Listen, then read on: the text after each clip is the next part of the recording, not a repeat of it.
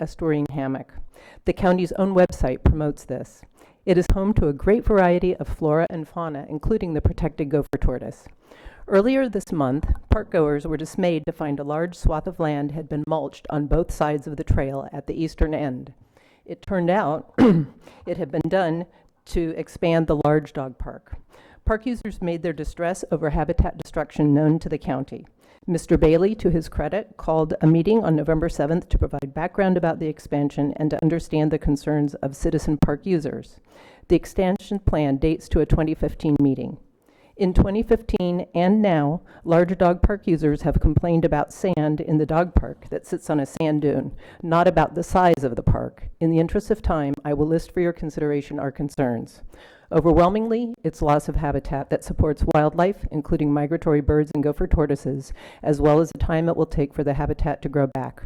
We are concerned that the permits to clear were not followed appropriately, and FWC has confirmed that if the project moves forward, and it is our wish that it not, FWC permits will be required and proper processes must be followed. Our second concern is common sense. Why throw good public money after bad? Dog park users complain about sand, yet 3 times the county has laid sod to no avail. An expansion of the dog park will not solve the problem of it being on a dune.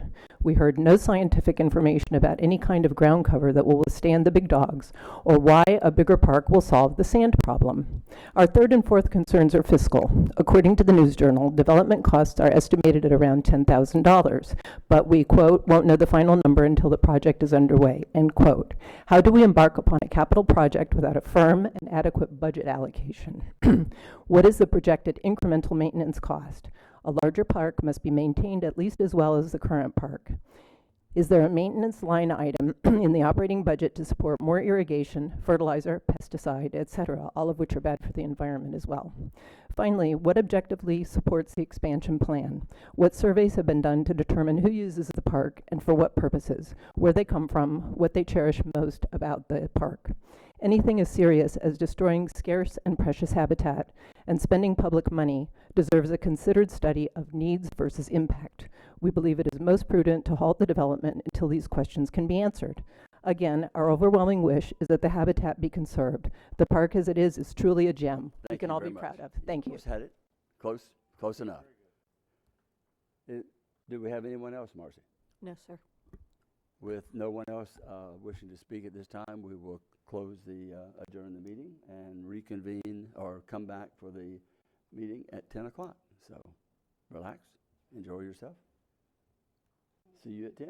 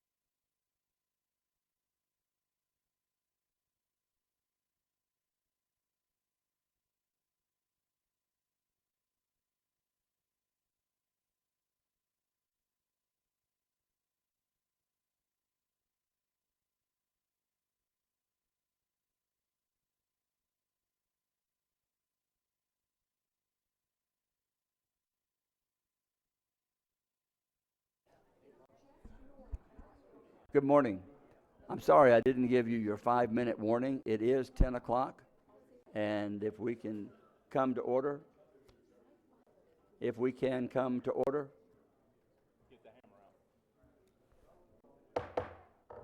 Sorry about that. I didn't make the announcement. It's my fault, but I will gavel us into order for the meeting on November 16th of the Volusia County Council. Welcome to all of you, and thank you for being here. And have an invocation this morning will be given by Pastor Dale Golden of the Trinity United Methodist Church in DeLand. Thank you, sir. We all stand, please, council. Good morning, sir.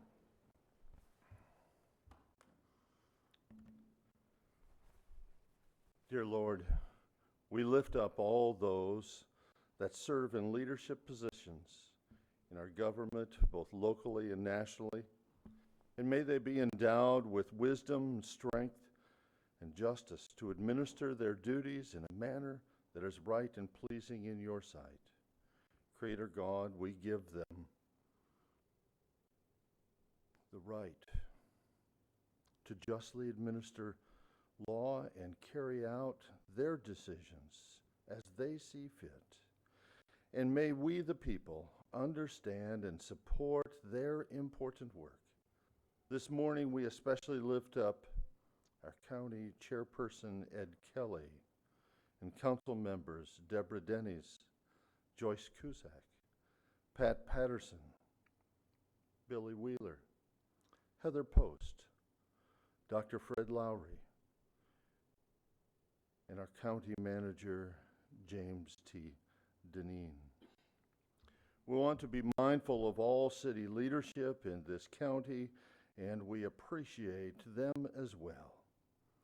We fully realize, Lord, that effective leadership is dependent upon leaders at every level, including many volunteer leaders.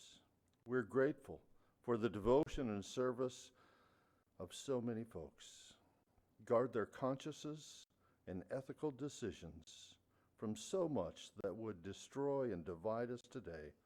Give them passion for unity, wisdom, insight, and integrity. Lord, these men and women are vital and important to us, and we ask your blessing on them in body and mind and soul. For these and others we pray in the name of the Father, the Son, and the Holy Spirit. Amen. Join me in the pledge. I pledge allegiance to the flag of the United States of America and to the republic for which it stands, one nation, under God, indivisible, with liberty and justice for all.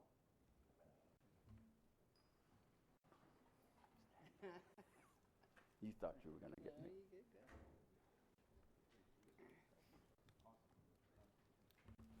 Thank you. Thank you. Beautiful blessing, sir. Thank you so much.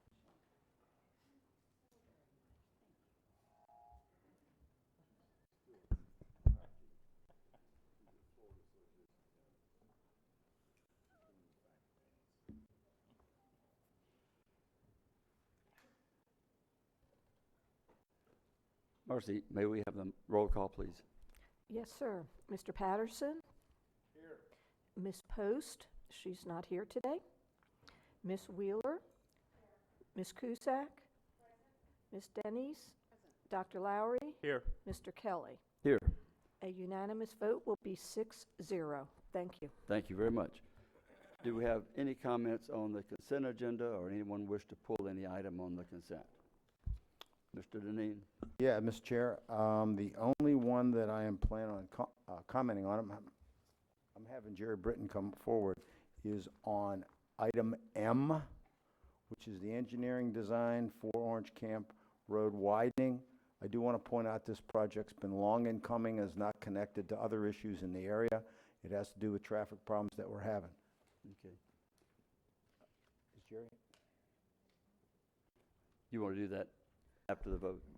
That'd be, yeah, that'd be Okay. good. Ms. Cusack? Mr. Chair, that was the item I also wanted to Okay. have some discussion on. Okay, great. Is there a motion to approve the consent agenda? Mr. Chair, I move approval of the consent agenda. Is there a second? Second by who? Deb, Ms. Okay, we have motion made and second. Any objection to the motion? Hearing no objection, the motion stands. Now, Mr. Brenton. Mr. Chair, George is going to actually handle it himself. Oh, I thought I saw him earlier. He was here, and I don't know where he went. So George, take care of it. Just in the back. I know.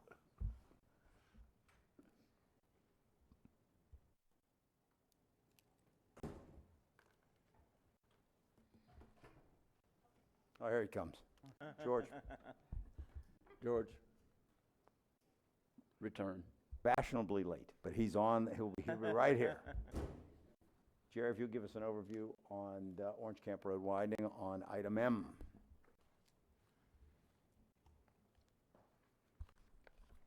Good morning, Mr. Chair and members of council. Jerry Brenton, County Engineer.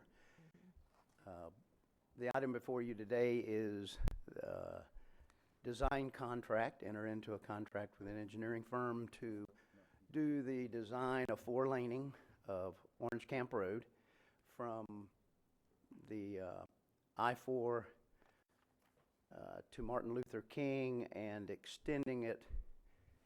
This is the intersection, if go a little bit to the west, the other direction. That's the west side of Martin Luther King, and it's just transitioning back to 2 lanes about 800 feet west of Martin Luther King. Then if we go to the right, we're proposing to widen to 4 lanes Martin Luther King about 800 feet to the north and 800 feet to the south, so that you have a fully developed with full turn lanes at that intersection. It's really the intersection that is the problem along this stretch. Then as you go to the east, that first, where you see the green is a median that will block Endicott Drive. That's where today it's full access, but it's too close to Martin Luther King, so it'll be a right in, right out there. And then the next intersection is the major entrance to Victoria Commons and the gardens to the north. We're proposing a signal there. Community has been asking for one, and with this project we're proposing it will warrant a signal. Then as we go to the east further, it's a grassed median, and further over and a little bit further, and there's where the entrance to I-4 is. And I'm sure someone's going to ask, the treat area to the north there is where the proposed auto mall is. And if that proceeds or some other development, you can see on the left-hand side is where their driveway would be. Right there. That would be where the entrance to that development. And that's already been purchased. We did that in conjunction with Florida DOT back when we had an I-4 frontage road project that council made a decision not to move forward with that. But the right-of-way was purchased.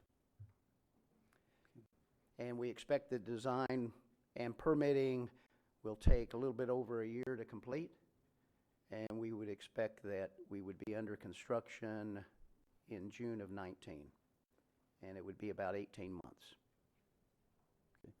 My understanding in talking with the manager is that this was in the project prior to any mention of any auto mall or anything like that, and was not in conjunction with or in anything that was designed to make anything happen. It was already issues that were being corrected and planned to be corrected. This Ms. dates Cusack? back 10 years or more. Okay. Ms. Cusack? Thank you, Mr. Chair. I wanted to have this pulled because I think that it's important that we, the residents in this area are aware of what is going on here, and to be a part of the consent agenda, I think that we needed to have some collaboration and some discussion on this, so that when we start with this construction, that the citizens in this area understand that it was already planned, and it will help alleviate and help the traffic as it backs up all the way into Lake Helen as it is today. So I just wanted to have this discussion. Okay. Thank you, Mr. Chair. Any other comments or questions of Mr. Brenton? Jerry, thank you very much. Thank you.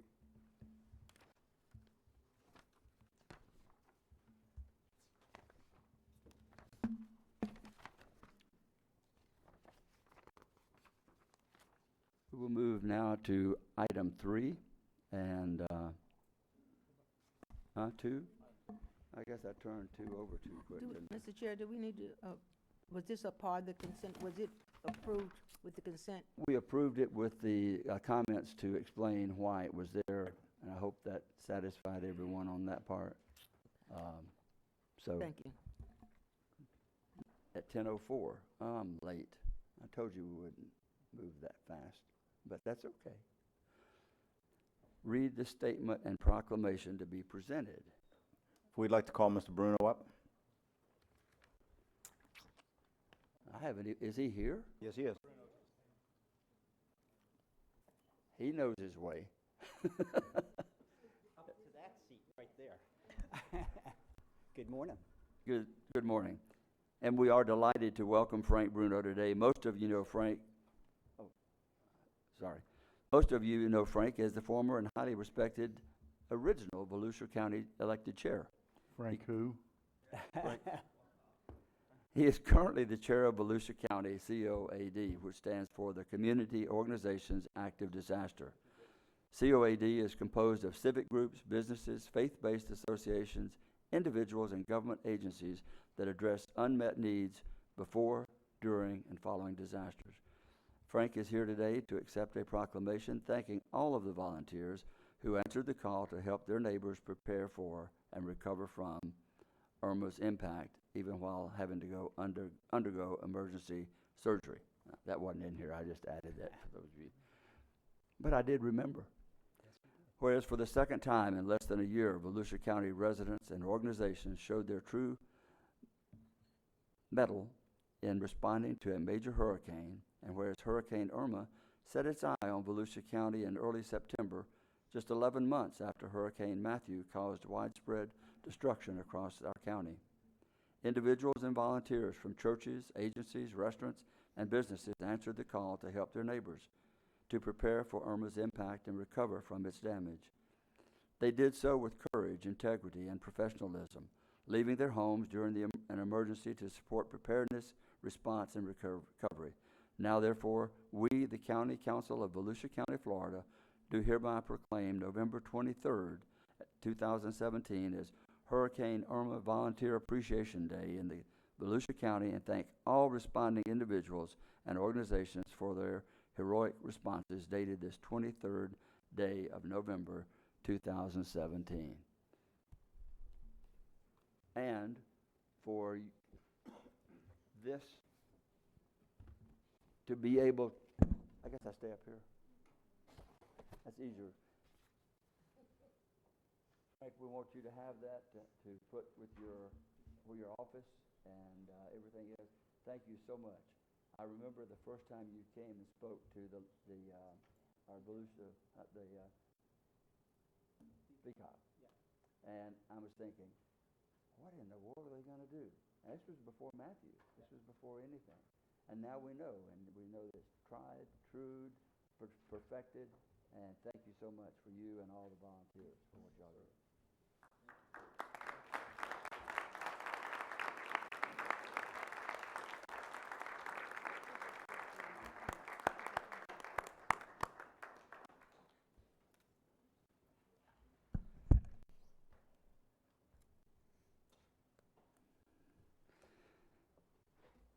And we do actually have copies, I think, for each individual that was part of that. Jim, is that correct? Yes, what we're going to do is that, to make sure that we've honored individual people that actually made an individual effort, we'll give them your proclamation, and then what we'll do is have a certificate of appreciation that they can put in their own business.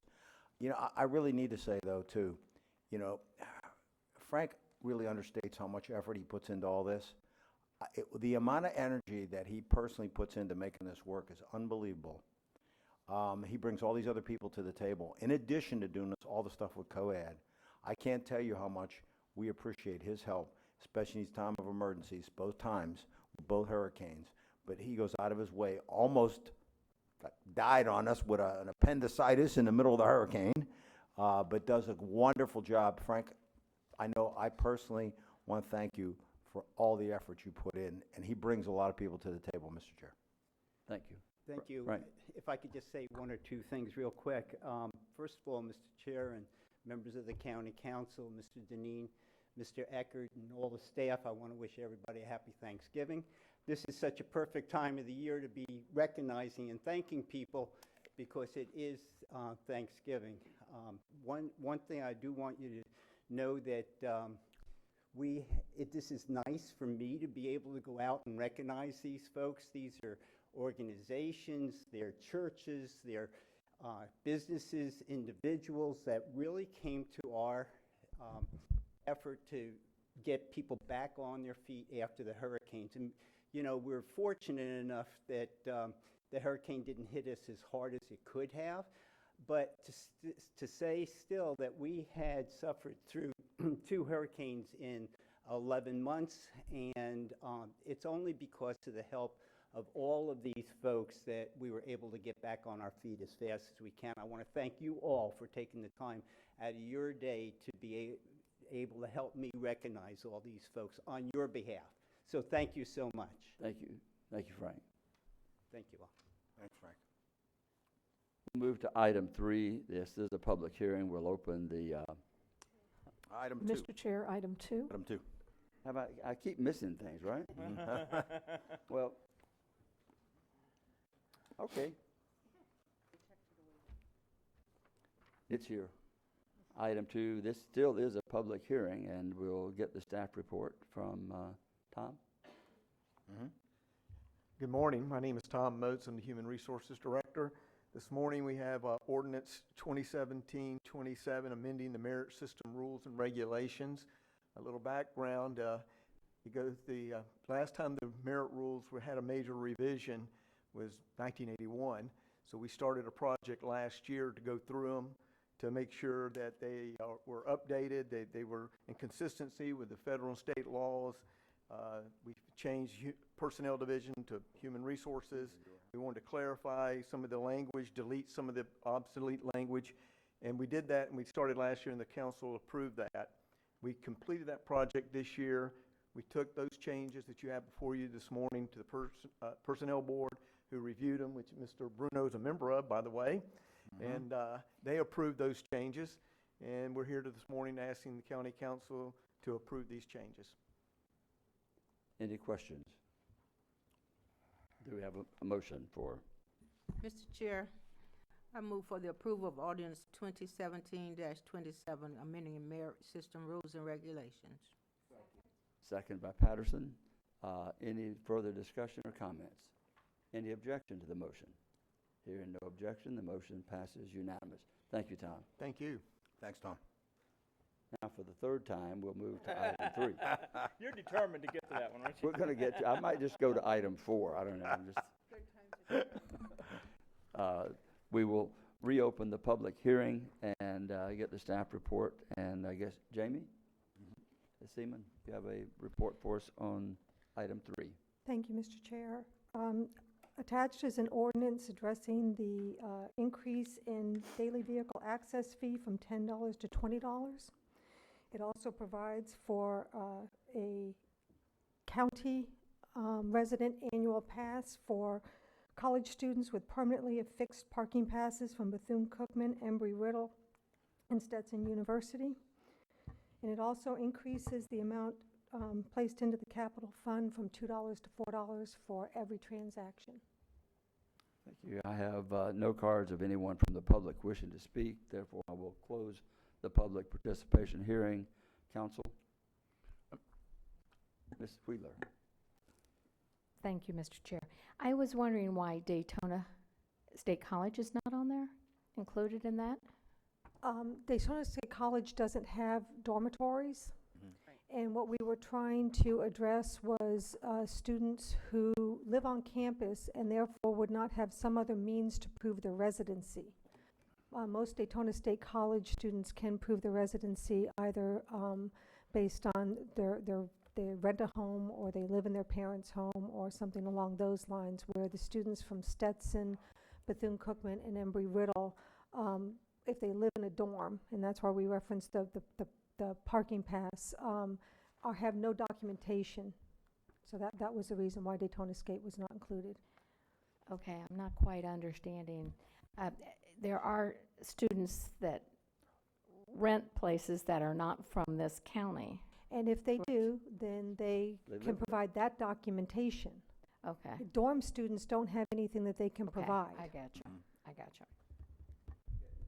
Ms. Denny's. This is a small thing, just a housekeeping on 03-4, page, section 2, line 14. I think it should say Embry-Riddle. Yes, we've got that. Okay, that's your thing. Thank you. Okay, Scribner's error. sorry. No, that's okay. With that, I move approval. Is there a second? Second Wheeler. Dr. Lowry. Well, I just wanted to, talked with staff about this, but I kind of want to make a public record. How does this affect residents of Volusia County? Residents of Volusia County still pay the same $25 annual pass. Okay. Now, if they buy, I understand, if I understood right, if they buy several daily passes and then they decide to go that, they can apply that amount. Isn't that the way that works? Yeah, I just kind of want the Ms. Lowry, public to we'll hear make this clear to the I know what you're trying to get at. Yeah, okay. Is that the council, we never recommend, the council has not approved changing the cost of resident passes or even the out-of-county passes. If they by chance, and we're going to try and address this issue, if they by chance missed the information that on the change in fee, and you have someone here that could qualify for a resident pass, and they buy or even a non-resident pass, if they buy the daily fee and they keep the receipt, then we will apply that towards them buying the annual pass, so that no one that buys a daily fee that wants an annual pass will lose credit for what they spent on a daily pass. And now what we're going to do the first month is we're going to do a heightened opportunity for people to buy the passes. As you know, in the high season, from May through October, you cannot buy the passes in line. As you all agreed, that holds people up. Well, we know for that first month, Jessica has worked out a system where we're probably going to have people on the edge of the beach after you get through past the booth, where we'll set up temporary displays where we'll allow people a temporary area to buy the pass, because we know what's going to happen. That first month, people are going to come through and say, "Oh, I didn't know." Well, we'll say, if you go down here, turn to the right, there's somebody right there. You're out of line. You're not stopping anybody. We'll give you credit for what you just spent, and we'll get an annual pass to somebody. Because I do think that the annual people do understand this is a good value, but I could see where somebody would be upset with themselves if they paid $20 for something for one day. They could have spent $25 for the year. So we're going to try and take care of that, and I'm glad you brought it up, and I want that on the record, that if they keep the receipt, and we'll tell them, then we'll give them their credit. Thank you. Mr. Patterson. Pat? That was my question, too. Okay. I wanted to make sure, because I've had a lot of people asking questions. They said they would. I said it wasn't in the newspaper, so evidently it wasn't going to happen. So I wanted to make sure that. Okay. Dustin. Ms. Cusack. And thank you for bringing forward the students. That was your Good idea. observation. I, sitting here, thought that it would have been a part of it from the beginning, but thank you for pointing that out. I think that that goes a long way in showing how we're able to work together, and we all can come up with different thoughts and different ideas that, in this case, benefit our residents, especially. Thank you, Mr. Chair. I couldn't have said it better. Thank you. I didn't mean to take away your, is that what you? Well, you know, I have to sit here, I wait till Mr. Dean, you're still on there, but I'm going to take you off. Only one comment, and that is Ms. Denny's catching that tiny error in that report. Shows everyone that the council gets a lot of background material and does a lot of homework, reading a lot of stuff. And you have one more comment? Ms. Yes. Denny's. Yes, and the purpose for this too, can't go understated, is that with this will allow us to open up more beach ramps, more access for our citizens. So that's the purpose of this, and then to keep the beach cleaner and just make the whole quality of the beach experience just very solid. Instead of taking from the general fund, we will be able to open some beach access ramps, including one, if possible, down in New Smyrna at 16th Street, to be determined, but at least looking at all the options for access for our Right. citizens. The city has agreed to meet with us on discussing that issue. And Mr. Chair, I think that to sort of sum this up, the council would ask that we open, maybe I'll make this clear, this is all the ramps. This wasn't just open, this is open in every ramp that we can where the driving is, with 3 ramps that have to be determined, 2 that we have to decide on, and that we're doing an analysis of, because they may be just one-way ramps. And the other one is the one in 16th Street in New Smyrna Beach. But that whole issue about, have you open ramp, this will open them all. So, and this will benefit all of us. And I think the idea that we're going to have, where you have an annual pass, you will have special lanes that you can actually access without going through where someone may be purchasing. So that is, There'll be 4 of those. 4 of those, so that people Pass can- only. Pass only. You go down, you don't have to sit in line and wait, and makes a lot of people happy, I hope. The motion's made and seconded. Any other discussion? Any objection to the motion? Hearing no objection, the motion passes unanimous, 6-0. Now we get off of item 3, and we go to item 4. Mr. Chair, Jessica will bring forward with John and Julie the amendment to the contract that will allow this to happen now that you have actually passed the fee. Jessica? Good morning, Council. My name is Jessica Winterwerp. I am the Coastal Director for Volusia County. I just want to let you know we also have Andrew Clayton behind me and to my right, Vice President of Fanuel, who is also available to answer any questions you might have. Before you today, on agenda item number 4, you have a modification of the contract. What this contract will do is it will streamline the contract, where previously there were references to the beach code that we've streamlined it so it references the beach code throughout and not the small parts where previously it referenced a $10 a day daily pass. Now we're just saying consistent with beach code. We're asking the contractor, with opening the additional ramps and then providing the ability to use your daily pass for the purchase of an annual pass and moving the annual pass purchases off the ramp, we're asking the contractor to beef up his staffing significantly.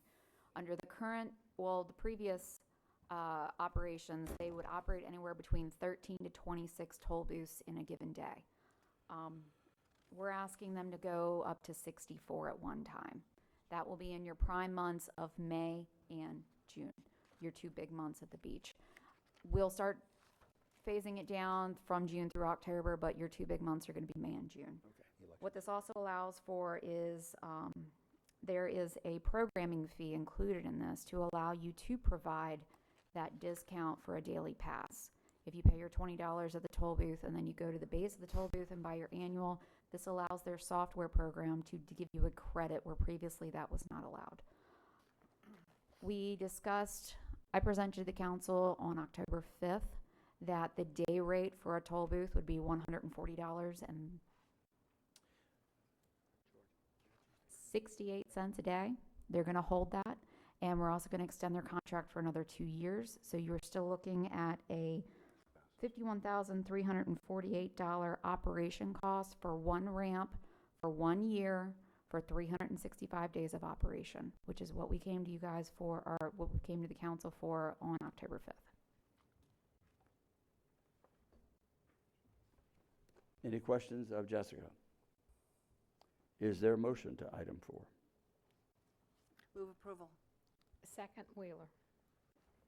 Any objection to the motion or any further discussion? Hearing no objection, the motion passes unanimous, 6-0. Thank you, Jessica. And thank you for your work this past year on getting us to this point. It's something that I think we started talking about this in January last year. We made it one of our objectives to see what we could do, and thank you, all the staff, all the time that was put in, the detail that went into this, anyone who would like to see everything that we've seen, let us know, because the work that was put into this was not just willy-nilly, to use that trite expression, but I mean, it was one that was done with a lot of thought, a lot of consideration, and we came up with a fantastic solution, and I'm happy for it. I think the entire council is, as evidenced by our just recent vote. So thank you all. Yes, sir. I just wanted to add, so that everyone understands, so that we don't get criticism, is that, so for the record, is that we are going to, regardless of the traffic we get, we are going to allow all these ramps to be open the whole season, so we get the information, so that if you ever want to modify them, we'll know how they're being used. So, you know, it could take time for people to discover. Some of them are open, so I could have times when maybe we don't get a lot of traffic through that. We are planning on making sure that we keep them open the entire season, so that we can show you how the usage was and for people to discover them. So before anyone says anything, even if they've, you know, say you go a month and nobody knows it's open as much, they got to get used to it. We're leaving it open. We're paying the person to be there. So that's part of the strategy. And like we said, let your traffic produce the results, and we can assess those results. You'll look at them and make the adjustments the following year on the ramps. And everyone needs to understand, first and foremost, it's pretty clear. We are opening every single ramp that we can, and maybe even one new one that's not even a ramp. So, and I can accept the criticism if we get it. Like, I just tell them, look at the facts. The facts are they're open, and we'll move on. Thank you. Ms. Cusack. We will be making efforts to make sure that our citizens understand that we have all of them open and where they are located. So that would be available. Is that correct? Yes, ma'am, that is correct. We are, with your approval today, we have given Faneuil, our contractor, the green light to go ahead and start staffing up, so that for the Christmas holiday week, we can open up the ramps that we had in our in-season open. So we'll have additional ramps open for Christmas week. And you will somehow get that information out to the citizen? Yes, ma'am. Large media push. Ms. Cusack, what we've done is, Joanne's working on the fact that once you pass this today, we are going to do a special announcement, because remember, we said that because we have to get the booths in, that the drop dead date would be April 1st. So we are going to plan on if we can get them open sooner. So we're going to make that clear to people now that you voted on what the plan is. And so we'll talk about the ones we're going to open up, but we'll also talk about how we'll have them all open no later than a certain date. And I think we're going to also have to make it clear to people where they are, because I think until we get people used to it, they may bypass what they don't understand as an open ramp. So we're going to do a special campaign out of Joanne's office to make sure that everybody understands. We waited for you to approve this today. Thank you, Mr. Ms. Chairman. Dennis.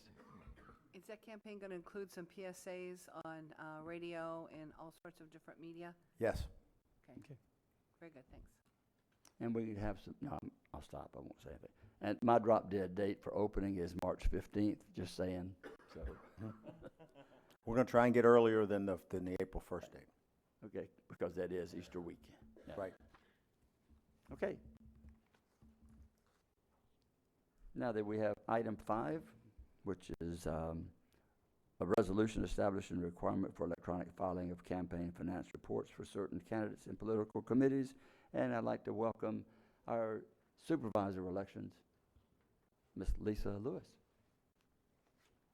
Good morning, Mr. Chair and members of the council. Lisa Lewis, Supervisor of Elections. This item is to require candidates who file with the supervisor's office to file electronically.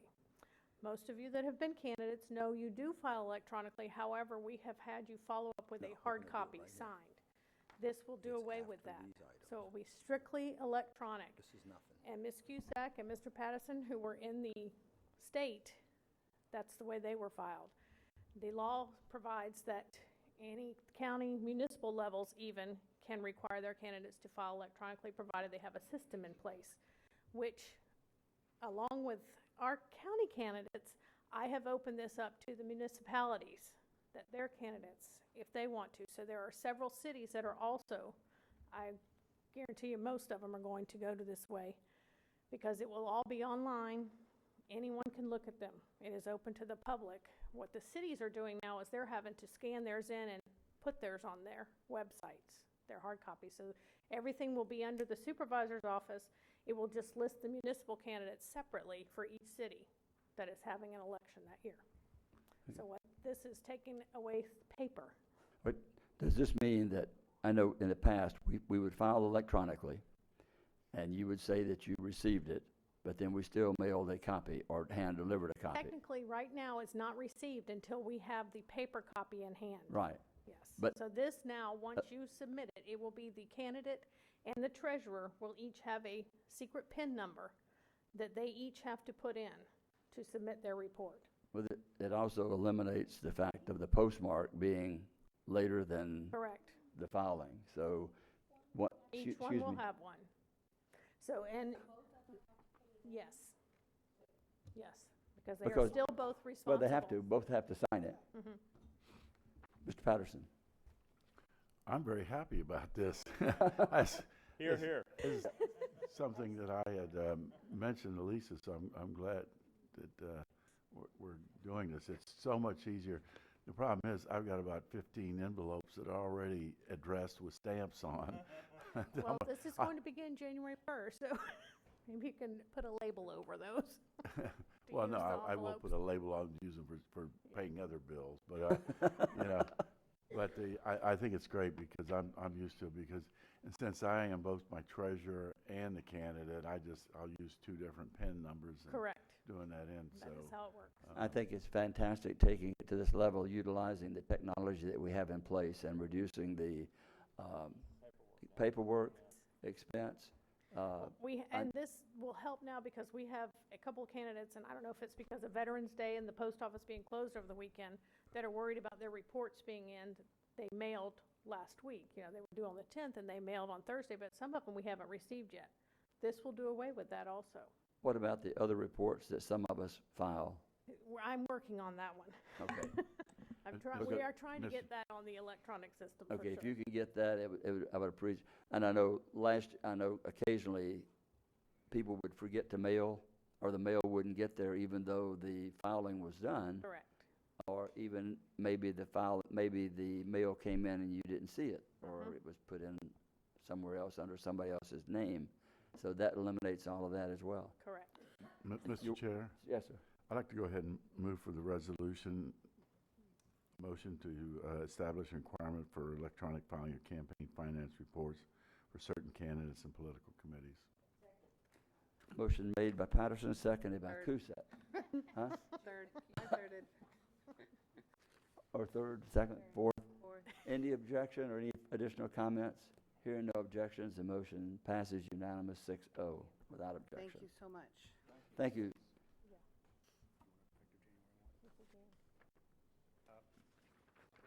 Counselor. Mr. Chair, excuse me, if you would,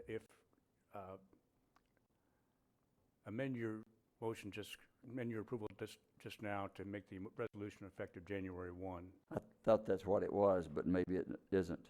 I think it's effective upon adoption, and I was listening to Supervisor Lewis's comments. Okay, I'll amend my motion to change it to January 1st, 2018. Motion's amended and seconded to include the date of January 1st, 2018. Any further discussion on that amendment? You're going to have to take the motion up as amended. I'm sorry, yes. Hearing no objections to the motion, now any objections to the motion as amended? Hearing no objections to the motion as amended, the motion amended passes 6-0. Thank you. We were ready to go, but this allowed people a little time to adjust. Got to get our letters out. If I may take just one more minute, I wanted to just tell all of you that if you don't know, December 3rd through the 6th, we are hosting the Florida State Association Supervisor of Elections Conference here in Volusia County. And our theme is Racing into 2018. We're going to host it over at the Shores Resort and Spa. So there's about 110 rooms that have been rented there for the supervisors that are coming and vendors in the state. So we will be there that week, and Ms. Wheeler is going to give our welcome there. And so And I we just appre- I appreciate we all of you, and you're appreciate all the bed welcome to tax come money, to too. our, to our meeting Monday morning, December 4th at 9 o'clock. And I will recognize every one of you if you want to be there. I would love it. Well, thank you very much. Excited to be hosting it. And thank you for a job well done. Thank you very much. Appreciate it. Thanks for bringing the business to Volusia. We'll move to item 6. Joanne Magley. Good morning, Joanne Magley, Community Information Director, and we have 2 events to talk about this morning. The countywide food drive Feed the Need kicked off Monday, and that runs through November 27th. And as you know, this is the friendly competition between public employees from the cities, the county, Daytona State College, Schoolway Cafe, and the health department. But in conjunction with that same time frame, the general public can participate in the Foods for Fines. This is where they can bring in one non-perishable food item, and they can get a $1 reduction in fines. Last year, the Food for Fines program collected nearly 8,000 pounds of food through this program. So the Foods for Fines is going on at all the library branches. And then tomorrow, the University of Florida Volusia County Extension will hold its 36th annual farm tour. The public can drive to a number of different stops on the tour, east side and west side. The tours begin at 9 a.m. and in West Volusia, they include Vo-LaSalle Farms, Evans Fish Farm, EFG Orchids, Common Ground Farm, De Leon Forestry Station, and on the east side, the stops include Harvest Field Corn Maze and Hayride, Chantilly Ridge Alpacas, Green Flamingo Organics, and Thomason Family Farms. So complete details can be found on volusia.org/farm tour. And one more thing I want to mention is that the jetty fishing deck at the Lighthouse Point Park is now back open to the public with full ADA access. This was restored after damages from Hurricane Irma, and it was opened last weekend just in time for the reef event that we had down at Down the Hatch. Any questions? Excuse me. Yes. I would just like to, I'm going to do the tours on the east side, and so you just show up at those at the times given? Correct. You show drive- up, and then there's representative there from those various farms, Okay. and they'll lead the presentation. Okay, thank you. You're Just, welcome. excuse me, just the east side? Yes. They're both at the same time. That you have to, and it's Can't- closer. I can't do 9 o'clock at both places. You can come over to the west side. You But don't need to do the east I side. could You can go do the zigzag. east side I anytime. could zigzag. Well, I think it's just not just that one day, if I'm correct, right? Is it, or it is just one It day? is one day. Yeah, see, Okay. there you go. Well, you could start off in the morning on the east side and then drive over to the west side. Hey, there you go. Well, no, it ends at 4, right? So just No, but just each- stick to the east side. That's your area. I'm just oh, kidding. no, the whole area. If you really want to see agriculture, you come over to the west side. Yeah, I mean, there's Right. lots of things very in. Whoa, let's talk Oh, Sam well, let's talk Sula. Sam Sula. We don't want to go there. Anyway, thank you, Joanne. Mr. Chair, also, this weekend is the American Grown Field to Vase Dinner that's going to be going on in Seville, Florida. That's it's a high dollar amount, but my wife and I are going up there for it. They're having a very good VIP reception before that. And they've got several people coming in, and then it's going to be quite a hoedown up there in Seville. So. Well, cool. And we're blessed to be able to live in an area where you can have farm-to-table experience because of so many things that are grown within our area. This is farm to base. Pardon? But farm to the vase, the vase. Oh, I just want to eat A lot it. of decorations. I want to put. It's going to be, actually, if Oh, you it's just really like the flowers. floral decorations, yeah, a lot of that. Well, it's good for our bees. We need those for the bees, so it'll be good. But anyway, The- moving on to item These 7. landlubbers just don't know anything about agriculture, I swear. This is a public hearing, and we'll take the staff report from Mr. Irvin. Good morning, Clay Irvin, Director of Growth and Resource Management. Before you today is an application submitted by Mr. Jim Morris representing the property owners at 2881 Pioneer Trail. This is a property commonly known as the lot next door. The special exception is for a temporary campground. The property is located just east of the northeast corner of Pioneer Trail and County Road 415. There's been an existing temporary campground at this area since 1991 when the original special exception was approved. This is a request to extend that special exception for 10 years, commencing with 2019 through 2028. The existing special exception is still in place and will continue until October of 2018.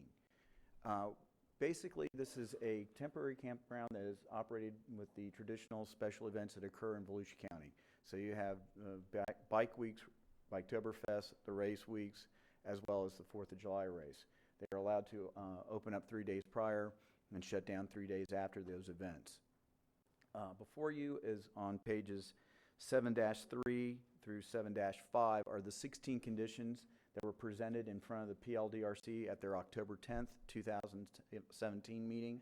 At that meeting, the PLDRC recommended unanimously to approve the special exception subject to those 16 conditions. No one from the public spoke or provided any comment, so there's been no public comment against this project at all. As I said, it's been in operation since 1991. The applicant is here and we'll be glad to answer any questions. If there's any questions for staff, we'll be glad to answer those as well. Okay. We have no one wishing to speak in the public participation. We'll close the public hearing. And Ms. Denies. Thank you, Mr. Chair. Speaking with staff with this, there's been no concerns with this through the years at all. We're just extending it from 8 to 10 years. With that, I move approval of special exception for temporary campsites on prime agricultural A1 zone property located at 2881 Pioneer Trail, New Smyrna Beach, S-17-053. Second, Wheeler. Second, Wheeler. Any objection to the motion? Hearing no objection, the motion. Mr. Chair, is that with the recommendations? Your motion includes these recommendations? I think they were included in the recommendation from staff. The recommendations from PLDRC were included in the motion, I believe. Is that correct, Clay? Yes. Okay. Yes, ma'am. I think he's shaking his head, yes, that they are included. For the record, yes. Okay. For the record, yes, they are included. Hearing no objections to the motion passes unanimous 6-0, and thank you. And we will move to item 8. And Mr. Morris, you're okay with not speaking? Thank you. We're fine with that too.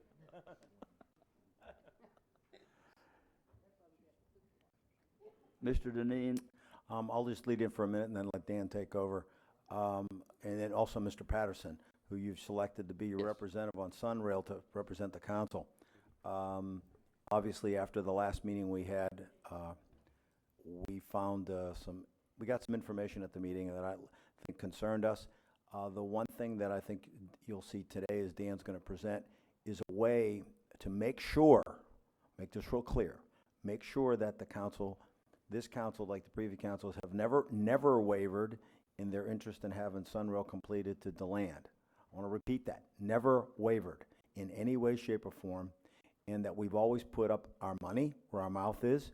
And I think that we had a little bit of concern, Dan will go over, on some people may be interpreting that our commitment has wavered somewhat because they're now telling us this is a new number, that the price of the track between and the price of the change between DeBerry and DeLand has increased. We believe mostly because of inflation. The original estimates that we're using were almost 10 years old. And so today, Dan's going to suggest a change to make sure that people understand that we'll put our money where our mouth is. We've never wavered. We're still fighting the good fight. And that doesn't interfere with what we still believe we need to do, which is if it does not happen, well, then we still need to protect taxpayers. With that, Dan?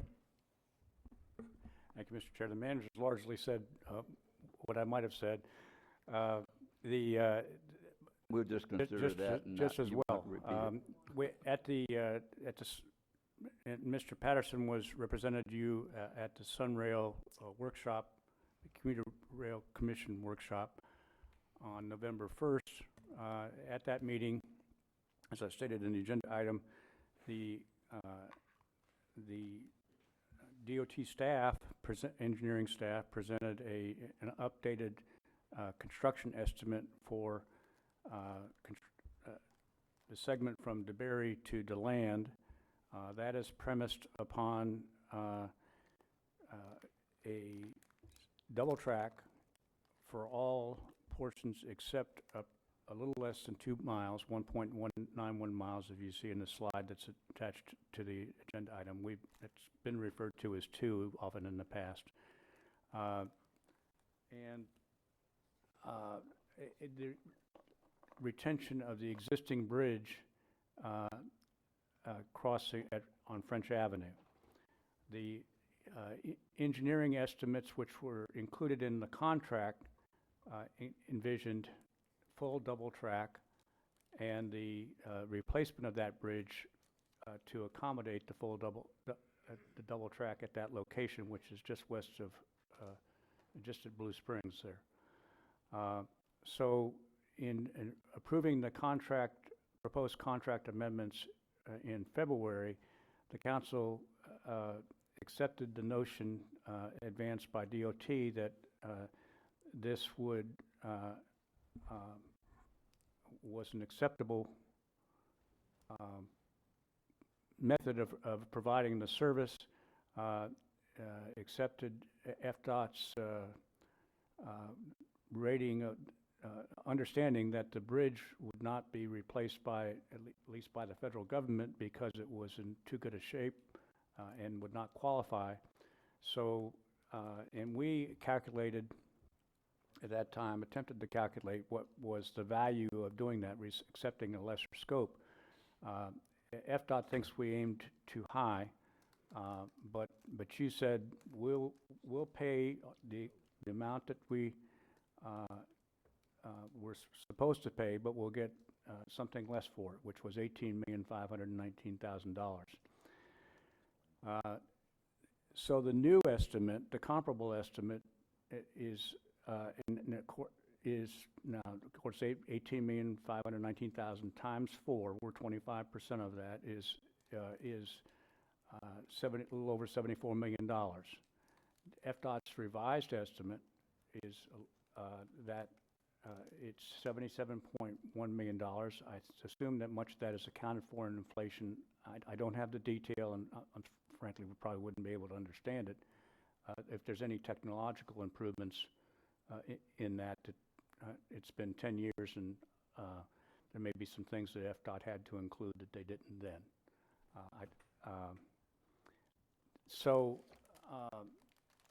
I don't think that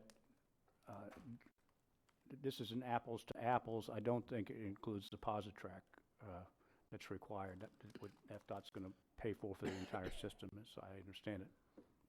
Regardless, this is an apples to apples, and the effect of it is that you had said we're in for 25%. We've been in, the county's been in, and we want to stay in, and we're willing to pay more to recognize that and defer to FDOT's judgment on that. After much discussion, that design would accommodate 15-minute headways from DeBerry to DeLand. And the FDOT appeared before you and spoke to that issue. So the 77.1 is a new figure to avoid to maintain your position that you're willing to pay 25%. We need to increase the amount that the county is willing to pay by, its share would be increased by about $756,000.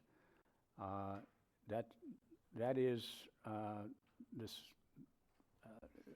a restatement of your intention to pay for 25%. I prepared proposed amendments, which I would ask you to approve and direct it we forward in substantially those form. That form, we think we've covered every place it needs to be changed. But if there's any omission, the principle here is that we would be agreeing to pay $756,000 more, or 25%. The provisions of the contract that you don't see, a sentence that you don't see, is the state matches that amount, and then the contemplation is that the federal government would pay the other half. So that's how we get to a quarter. We're half of a half, and the feds are half. Now, I would point out that in the agenda item, I said at the meeting that they presented a single track option for 6 miles or 4 additional miles. I said, and I believe I accurately recited the figure that was given at the meeting of 69 million. Regardless, I have, if I misstated, I didn't intend to do so. I have an email from FDOT within the last few days. The correct figure for the 6-mile reduced scope, or 4 additional single-track miles, is $65.3 million. That's a construction reduction of $8.1 million and a professional services reduction of 2.7. So that gives you a total of 10.8 reduced from the 77.1. And I have this if you would like to see it. It's a little, I have difficulty reconciling, as not being involved in the design, I have difficulty reconciling that reduction, which is for the 4 miles, $10.8 million in combination, with the figure that you see on the screen, because FDOT says that bridge cost is more like $3.5 million. We are over 3. We had valued the bridge at about $2 million and had taken FDOT's statements previous to that a track mile in general terms was worth about $6 million. So that's how we got to 14 million and 3.5. I'm not questioning it. I just don't have sufficient enough background to say so. But the point is that if you accepted the reduced scope, FDOT said, and I think it corresponds with some analysis that we had done, that you would not be able to maintain 15-minute headways. And operating, along with paying 25%, the principle which has guided this throughout was that there'd be equal service from end to end, from DeBary to Poinciana. And if you have half of the track between DeBary and DeLand to be single track, I don't know that financially you'll ever be able to achieve 15-minute headways for DeBary to Poinciana, but physically you would not be able to attain it from DeBary to DeLand. You get a train every other time. So to maintain the principle and of 25% and equal service with the rest of the system, your contribution needs to be increased by, as I say, the approximate $756,000. It may not come to pass. I think we'll be pleased to pay that if in the event that the federal government would fund the other half. But the point here is that if it doesn't come to pass because the federal government will not fund its 50%, no one would be able to say, I think accurately, that it didn't happen because Volusia was unwilling to pay its share. And I think we pretty much have that. Dan, you've explained it to us, unless anyone has any questions of where we are. But since Mr. Patterson represents us very well, yes. At least he's there. I don't know how much. I've been vocal. I know that, but I don't know how well their ears are in listening. I'll tell you, it's been a lot of frustration on my part in just trying to get these amendments on the agenda at the workshop. I asked it to be on the December 1st agenda, so I'm waiting to see what happens here on December 1st, because I'd like to get them. What we're finding is they're throwing out all kinds of little bones of like, well, we may be able to get this money, so probably we shouldn't be looking at these amendments because there may be money coming in from this place or money coming in from another place, or maybe the county wants to put in more money, like a lot more money, a lot of crap that is being said. And then something that got thrown at me that the current chair of the Sunrail Commission said, well, by these amendments, Volusia County will be giving up on the DeLand Spur, which is first time I've heard that in a long, long time, which is coming from the DeLand station into downtown DeLand. Well, we haven't even got, everybody else is, as Jim has always said, everybody else is eating dessert, and we're still trying to get an hors d'oeuvre out of this whole deal. And with these numbers, I found this editorial in the Sun Sentinel. They're looking at a rail operation down there. We're talking $77 million for a little over 11 miles of track. Right now, the rail project in Broward County is running at $77 million a mile. And that is Hard to believe. far more expensive than the city. Cincinnati is $37 million a mile, Kansas City $25 million a mile, Tucson $20 million, Portland $28 million, and we're talking about $77 million for 11 miles.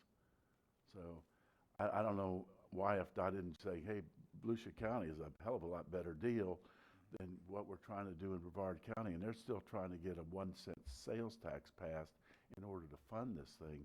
So when you look at 30-some miles at that cost, or $77 million for a 3-mile, at $77 per mile for 3 miles that they're trying to do inside the Fort Lauderdale area, it's kind of crazy.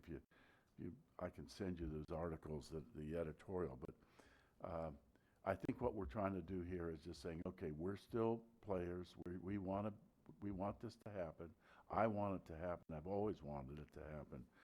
So what I'd like to do is we've got amendments to the 3 amendments, and I thought we'd just take up the first one, the second amendment to the interlocal funding agreement for acquisition and construction of the Central Florida Commuter Rail System with changes amended into this. I move the second amendment. Is that made in a form of a motion for that one? That is a motion. We need to take them up one at a time. Right. Correct, Dan? That's seconded by Lowry. Excuse me. I think you could move them at one time if that's your pleasure. Okay. I didn't know if I had to do them. All right. Let me amend my motion to add the 4th Amendment to the interlocal operating agreement for operation of the Central Florida Commuter Rail System, and the 3rd Amendment to the interlocal governments agreement. So I moved all 3 of them. And still seconded by Lowry. Any question? I guess a couple of questions that I have is, if we don't agree to do this, whether or not we get the funding, if we don't get the funding, we're not out any additional financial obligation. Correct. I would be afraid that we would be shut out if we refuse to pay our part. Correct. If it comes about, and we would wind up the only section of the track still paying. That's what this agreement And does. Yeah.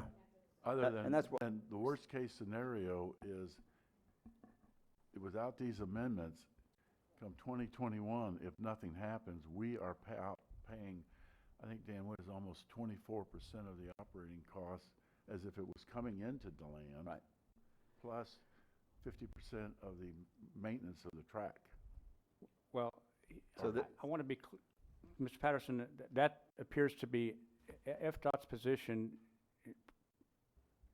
appears to be that the commission is responsible for the rail from DeBerry to DeLand if even in the absence of construction being extended, the county's position, though we're trying to clarify that and other issues, is that FDOT retains that maintenance responsibility. But it'd be nice to have FDOT agreeing to that along with the other issues here.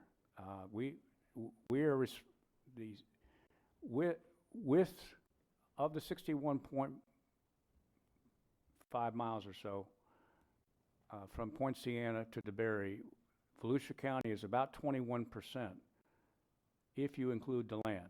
We're about 3% of the system excluding DeBary to DeLand. So it's of no small moment who has the capital responsibility for the segment from DeBary to DeLand. We actually pay on a percentage mile basis, but FDOT has not yet said, and appears to have said to the contrary, that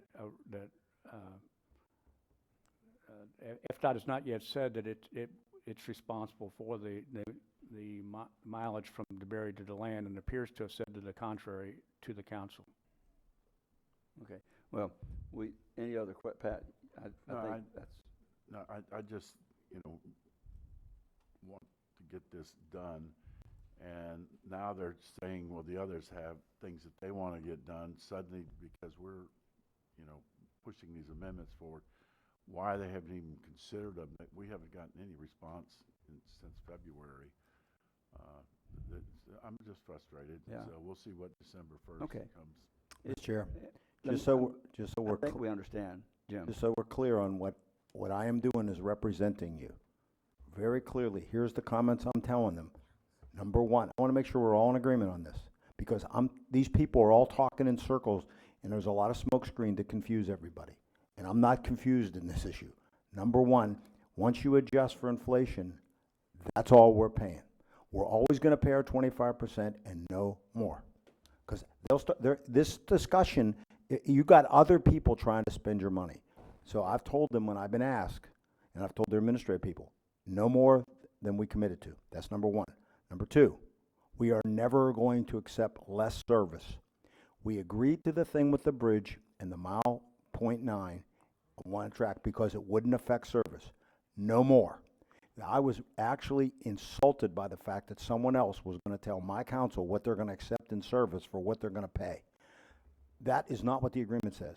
Right. Number three, if they do not get the money by January 1st of 2019, they cannot meet the obligations under the contract to turn it over to you. So I've told them in the contract, and this is what Mr. Patterson's talking about, they keep throwing up red flags, smoke screens that ought to be red flags, that all of a sudden they want other things.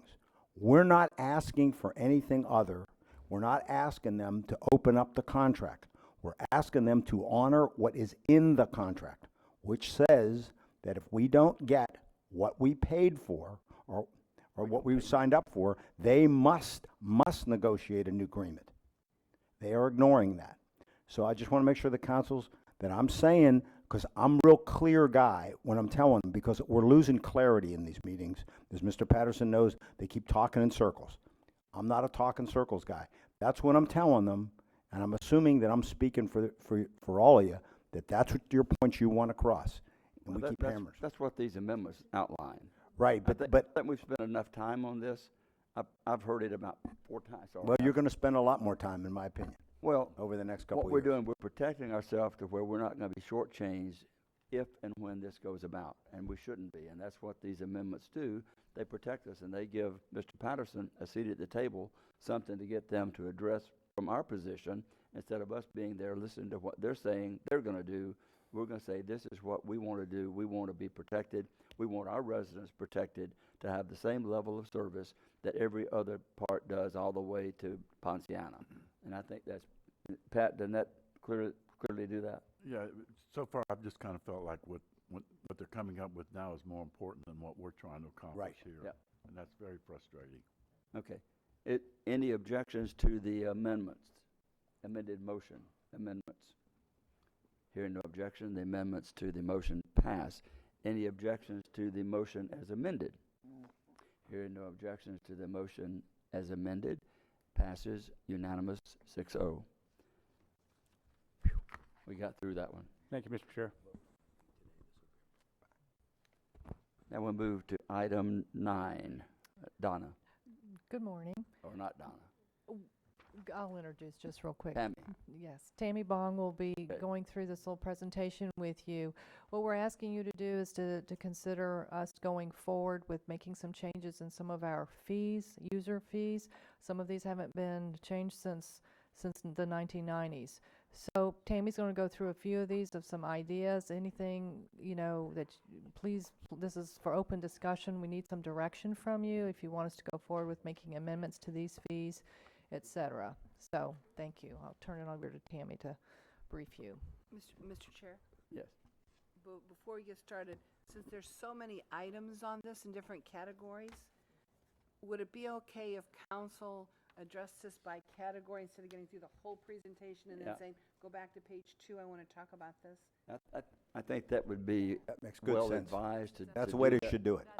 I've covered the ones that we have in our agenda and the ones that I have questions or discussion on, and I think each of us probably have.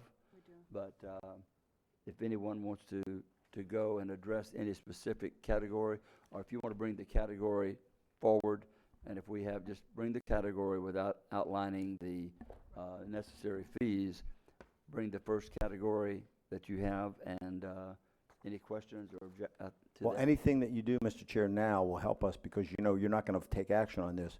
We will modify it for when we bring it back. Okay, because this is, we're kind of voting on it, or sending it back, right? No, you'd be sending it back, and then we would make any changes, and you'd have to really decide then if you want to do it. This will give you time to hear back from people. Okay. Good morning, happy holidays. Tammy Bong, Budget and Administrative Services Director. Today, we're going to be talking about user fees, these are fees that are directly charged to those individuals who are benefiting from the services that are being provided. Within the organization, we have 2 areas that automatically update annually based upon CPI. So we're looking for your direction and consideration on any fees that we implement, that we have some kind of method of updating those fees annually. Changes to the existing fees. This is just a demonstration that we have various divisions that are going to be discussed today, and some of the fees hadn't been adjusted since 1991 all the way through 2010, meaning the purchasing power of governmental services, that value of the dollar has significantly fallen over the years, and that is the reasoning why we're presenting this today for your consideration. I have 2 categories broken up into this presentation. We have things that are new, things that you have never charged a fee before, presented for your consideration, and then we also have existing fees, things that we currently have in place that we're charging to individuals, but we're looking to adjust those rates.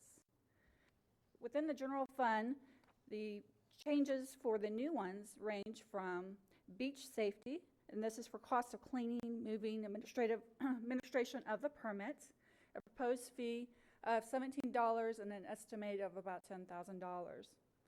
The next area is a booking fee. This is to alleviate the financial burden of incarcerated individuals within our correctional inmate facility. It has been a discounted anticipation of collection, about 50% collection rate. And then the next one is your medical examiner. This is for investigators, technicians, and other staff. We have the medical examiners you're going to see in just a moment, that fee presented. And there's for expert witness testimony and so forth, for criminal and non-criminal cases. Within your coastal area, this is your coastal parks. This is for cleaning and the use of the facility of the parks, and this is for large groups, going from a current fee of $25 to $50. Then we are into the medical examiner office. Excuse me. Yes, ma'am. Mr. Chair? I'm sorry. Okay, let's go back to that's a category in itself, in the new general fund, correct? Yes, ma'am. Let's address, Sure. is it okay? Sure, sorry. Okay, so this category here, I'm going to start with number 1. Beach bonfire pit permit of $17. We're currently charging nothing, correct?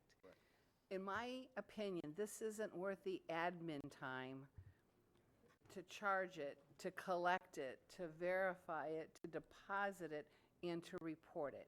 And honestly, if I was going, and I do a beach bonfire maybe once, twice a year, as do a lot of my friends, and they're pretty diligent, but I have to say, if we start telling the citizens that you have to pay a fee to get a permit to clean it up, they're gonna walk away and say, I'm paying you, I'm just walking away.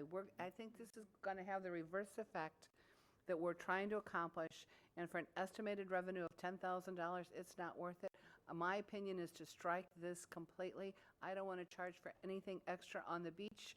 If we're increasing fees, we can absorb it if we need to, extra cleanup in the toll increase, a pass increase, but my preference is to strike this completely. I think with you raising that fee, that really, I mean, we did these before you obviously voted on the fee. I think raising that fee definitely, in this case, changed probably our perspective on this one. Ms. Wheeler? Thank you, Mr. Chair. I agree with Council Member Denny's. I had discussed this with staff. I really don't feel that this is worth all of the hassle and the time with it. And this is mainly, I understand, for cleaning up. I mean, we already pretty much cover that. And for 10,000, no, it's not worth it. We've increased the fees, and I think that should handle this. I am also in agreement with that one. Well, let me share a different point of view on that, because I've had bonfires in Santa Rosa Beach and Grayton Beach, and they charge you $150, and you have to have a licensed person to do that, which you have to pay them to guarantee that it's done. I know our beach is different. I've had any number of bonfires on the beach, along with beer and maybe a roasted hog in the 70s. And we didn't pay a penny for it, but we cleaned up, and we cleaned up the area. But other areas around the state charge a significant amount to have a bonfire. And, you know, I agree, if it's only going to be $17, that isn't worth fooling with. But are we, again, shortchanging ourselves on that and causing additional expense for the maintenance that I'm sure this money might have been figured in part of the maintenance revenue when you did the budget for the beach, not counting for the additional revenue that we have voted on. Is it worth the $17? It costs $25 to process a permit. It's true. Or more. That's my point, exactly. So, I mean, we did the same thing with people having yard sales and garage sales. We found out it cost $25 for someone to receive it, type it, and give it back. So if it's, my point is, if it's only going to be $17, it should be zero. If we're going to have something that's substantial, have it to where we're not out anything, where we're not liable for anything, and where people have to pay to have it, if you want to do it that way, or leave it at zero. So I guess I'm on your side of it, is leaving it to zero or making it substantial. I don't think I can get enough of you to come along with a $100 or $150 fee. Not yet. I see 3 no's. I probably can see 4 no's. But that's just the way I think. If you're going to do something, make it where it's going to generate revenue and make people be responsible. In the beach up there, we've done 2 beach fires in Grayton, and they're wonderful, but we have to hire the guys to come in, and that's about $250 to bring them in. And they bring the wood, the stuff, Well, and that's make the it other up. point And you to know it. That's turnkey. This isn't turnkey. You bring your own wood, you clean it up. So, I mean, if we're gonna look at a whole different beach permitting process where we're gonna bring the wood and make a turnkey, and then maybe we get beach permit vendors out there, bonfire vendors. Well, that's what they have. Yeah, I up know. there. I mean, this will take on a life of its own. So, Mr. Deneen, I suggest we kill this now. Okay, so this, I think you can bring this back with that missing. How about that? Got it. All Okay. right. And then did you have a question on the next part of that? That was it on just that one. Okay. So far, okay. So I'm back to the medical examiner. This was previously updated in 1999. We have tissue procurement, which is tissue banks and organ procurement organizations utilizing that. This ME medical examiner cost is for criminal case. This is actual your medical examiner. So again, these are current fees in place, and we're looking to increase the fee. It is minor increase, and an estimated incremental changes is on the far right. Your next area is your parks and recreational area. This was done in 2010. And it is currently, the proposal is presented to simplify the current fee structure. So you'll be seeing when you're doing your comparisons of your current fee to your proposed fee, that some of the proposed fees are being a single fee versus a multiple layered fee, and we'll get into that. Your Gemini Springs is your rental of your actual Gemini Springs facility, from $25 to $50 an hour for residents and $60 an hour for non-residents, followed by ball field fees. And again, it has resident and non-resident rates, and this is to recover the cost of the electricity that has gone up since that time frame. The next slide is all about camping. We have site camping fees, and this is an example where we want to charge a $20 site per day versus the all various categories. Along with group camping, instead of doing it specific months and different rates, we have a flat rate of $40 per group. And then the last one is your summer camp fees. If you recall in 2010. Excuse me, wait, let's slow down by category here. Deb, I'm sorry, I was watching that and I didn't know. look over and see you. I know. Just- No, just that's okay. interrupt me if you have to say a comment. No, that's okay. And Ms. Bong, if you would hesitate in between categories going forward. Not a problem. Oh. Let's go back, and I talked with staff about this. On the site camping fees, RVs, we need to carve out, draw a line in, under special events, draw a line, separate category for RVs versus everybody else. There needs to be, and I think we talked with staff, I think we agreed that maybe RVs would be $30 a day. But there needs to be some kind of distinguishing factor there between regular site camping fees and RV camping fees, just to make that a little more balanced. Okay, we'll add that to that. Is it not there? That's what I was No. looking at. It's just one flat It's fee just of going one, to it's all- $20. We'll look into it. See what I mean? So we'll change it We're for. charging the same for an RV, the proposed one. We're charging, we're actually decreasing the RV By costs 30, by substantially. by two-thirds. Yeah. Bring it back. And I didn't, We need to rework this one completely. Yeah, we've heard comments from everybody. We're gonna rework this one. I think what might have happened, that this number came from looking at the first number and didn't go down to the bottom to review the bottom numbers where we were getting 60. Yeah, that's one of the issues. that And I just wondered, that's why I thought that might have been a typo, that you We're gonna- really meant. No, we're gonna bring it back. We're gonna bring this one back. Okay. We've heard from everyone who wants us to rework this, and so we're gonna rework it. So, and that's to my other point in discussion. If you're going to rework it and bring it back, we need to know that when going through, because I don't want it to assume that just because this is going through here, council, then it's going to be an, okay, we're in agreement. No. So that's why we need a pause in between these categories and some more Mhm. drill down discussion. And I guess, Dr. Lowry. Well, that's right, finish Yeah. this, because I got something different. Okay. Well, and I don't know why we're holding it at 20. I would go 25. It's a nice round number. But that's just, We're gonna look at- on the seasonal night. We're gonna look at it. We're gonna look at some options at different fees, and there was a legitimate concern. You know, we're trying to make it all friendly and make it work, but on the other side of the coin, it seems that we went down too much on this one.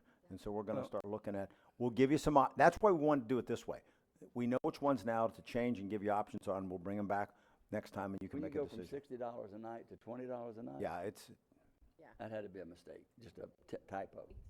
Or 120 to, and you know, on this one then, on this sheet, let's look at summer camp They don't fees camp. too.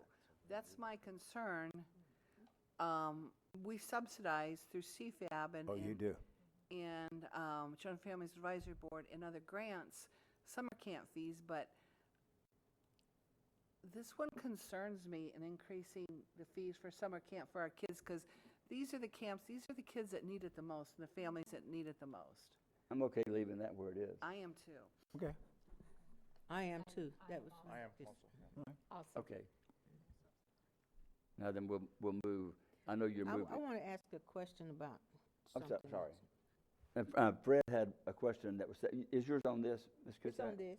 Okay, go ahead, Joy. I just want to know with the RV nights, why we have the different categories, 69 and 120? Is that the size? What's the difference in the Different cost? classes of RVs. Okay. Tim, why don't you Just tell, answer that question? just go tell them why. One's a 20-foot, and one's a 30-foot, and one's a 40. No, it has to do with season. No. Good morning, Tim Bailey, Parks Recreation Culture Director. And it was a seasonal rate plus a special event rate. So it was off-season, on-season, and special event. Yeah, your demand So at it's certain three times. different Yeah, categories. Right. yeah. During bike week, it's gonna be different than it is in a different time, for example. So special events is in both then? The special events where you have 20 and 125, and the RV night is 60, 90, and 120? That's correct. Special events is included in that? Special events would be the highest category there. 120. Right. So was your suggestion even during bike week to knock it down to $20 a night? Well, if I can, As a special event? So- That- Obviously it was. No, There- what the there's- issue is that it's like high season. You're gonna charge different when there's more demand, because you have So less when would you opportunity. charge Not $20? according to this. Let- I mean, I okay, think- so there was some trying to strategy ask here. this good. So let me just, so we went to an online program. And when you go to the online program there, when you have an asset and you rent an asset, it doesn't give you opportunities for multiple prices for the same asset. So we had to pick a price for You needed all, new for all software. three. Right. So that, You need there- new there- software. if we want to go online with this, then we got to go with a different software package. Right. Or do it manually. Right. I would think doing it manually would be just as easy, because I doubt there's that much activity on those, is there?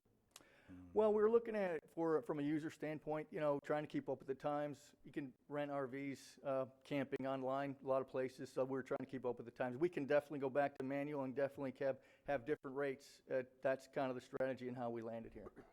I kind of think that might be a good way to go. Okay. So, but wrapped in there then, what's the cost of technology to implement a decrease in cost? Well, we still would have the program for other assets, like all of our pavilions, all the spring houses, the ball field rentals. There's a lot of things we rent, so we'd still utilize that. It just wouldn't, and this site really is one site, Lake Monroe. That's it. It's only one site countywide that we have RV camping, so it's really talking about one site. Okay. Now, okay. That Thank you. answered my question. Dr. Lowry. Yeah, I just wanted to back up one page on the Gemini Springs House. Is that the facility that's, you come into the park to the right? The barn, or the one that's just been refurbished? What are we talking about there? The reason I'm asking, if it's what I think it is, that's that's doubling. There's a lot of nonprofits that use that. Yeah, so when you go into Gemini Springs Park, the spring house is the facility that's right off the main spring, right next to the spillway, right behind the spillway. That's beautiful. It's under a tree canopy. It's got a great wooden deck, sliding doors, has a kitchen in there. It's utilized every weekend. We book out typically 6 months in advance. It's the lowest game in town. So, I mean, when you look at the competitive prices of some of the other areas that aren't quite as nice as this, they're even more expensive than that. That's kind of where we're landing there. Plus, there's operating costs, deck repairs, roof repairs to offset those expenses. Okay, thank you. Just a quick question. Are we losing money anywhere with the current fees? In other words, I just don't want us to have to go into our general fund to pay for things. In other words, I want to make sure that the user. In almost every case, you're subsidizing things. Yeah, see, And so that's here- what I'm trying to avoid here. Well, here's understand the philosophy behind this. This whole idea of doing more with our fees, as you see, a lot of them were never adjusted, came out of the downturn in the economy. Because what you're doing is every time we don't increase a fee, you're just subsidizing it with people's property tax. And most everything you do is subsidized. We're trying to get away from some of that subsidy by trying to have fees that are higher, but rarely do any of these things completely pay for themselves. So we're trying to get closer so that we take a burden off the general fund or off the property taxpayer. And we can do that because we did it in Ormond. We looked at the fees, then we created a annual increase based upon inflation so that we're not behind the eight ball. This was 7-8 years ago that these were set, and we know that the cost and the value have both gone up. Correct. Since this was done at that time. So I'm glad that we're looking at it, and I think we all are, but, okay. I guess we can move slowly or fast. I will. Oh, Take your by the time, way, Tammy. Mr. Deneen, what time is it? It's 11:30. Okay, just checking. I can't see it. All right, the next slide. Well, we only started at 10 o'clock, so yeah. Inside joke. I know. This is with your county.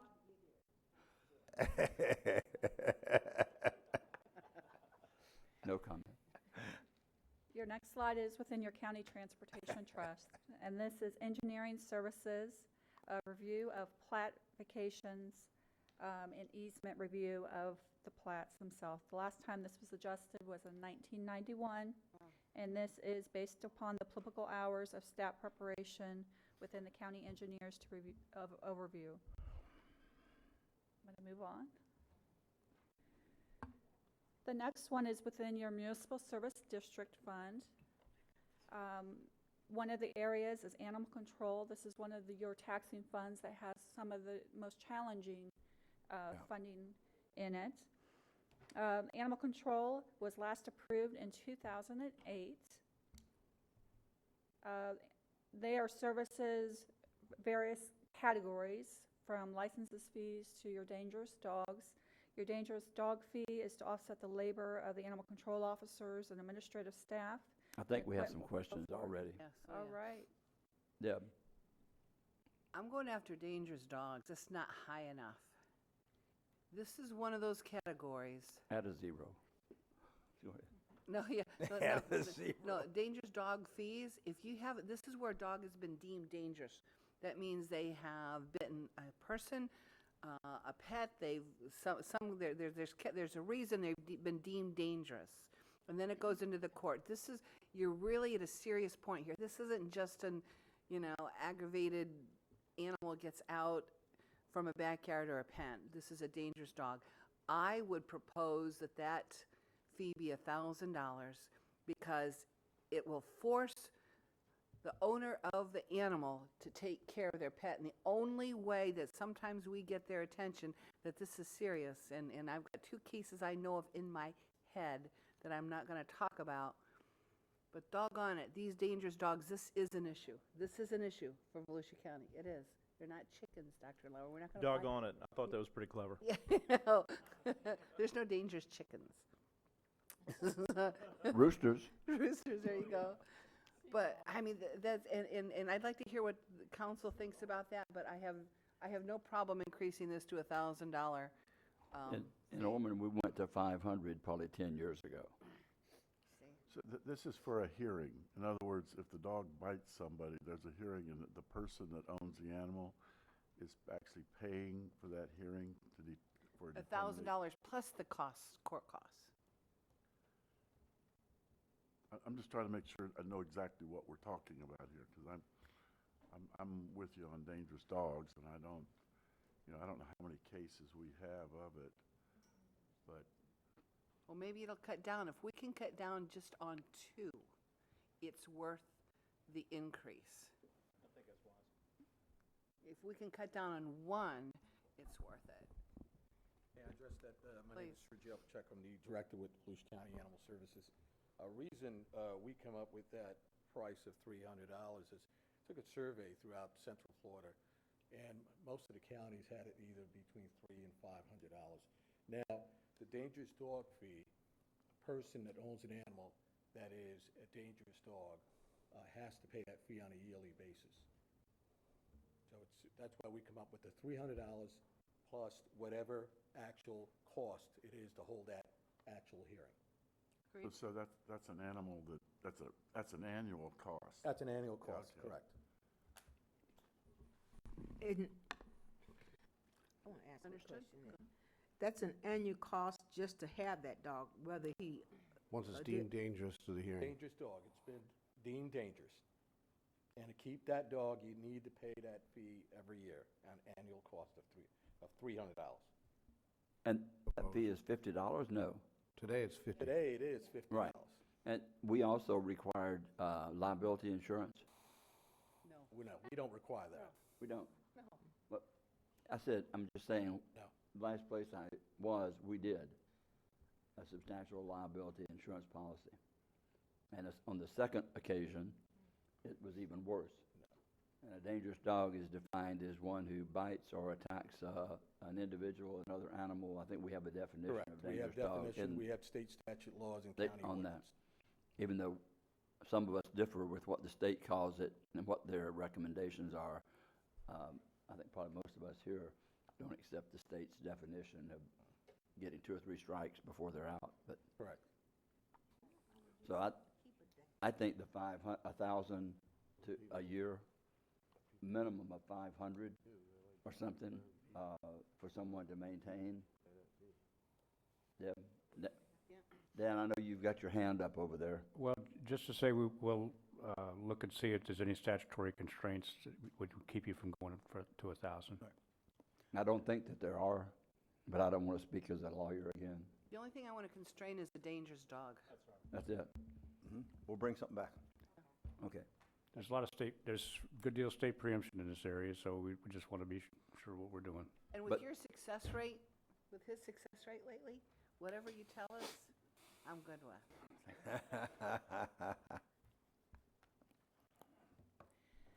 The next area is within your fire fund. This is one of your taxing funds. The next 3 slides are part of new fees and a direct relationship to the fire training facility. Currently, there are about 40 state-certified training facilities in the state of Florida, and we are one of them. Since 1994, Daytona State, Flagler Technical Institute, Seminole State College, and various municipal and county fire departments utilize our facility. So the 3 pages following are for trying to recover the cost of other entities utilizing our facility and services. About 81% of the training activity is provided to entities outside of Volusia County. Last time we adjusted this fee was in 1998. And as you can see, it ranges everything for apparatus to classrooms to the LP, gas, the tower, and the vehicles, of course. From there, we go into... Ms. You have Ms. one? Wheeler. Thank you. Let me just, I'm trying to watch each of those as your names are popping up, so let's make an exception. And if you have a question, just interrupt or Okay. stop, if you would, because it's very difficult to go from here to here. Okay, I just want to make clear that you're saying that most of these are from out of Volusia County? 81% of all training activities at this facility is provided to entities outside of your fire rescue area. Well, I support these fees so our taxpayers don't have to pay them. Absolutely. The next fee, I'm sorry, I didn't see you.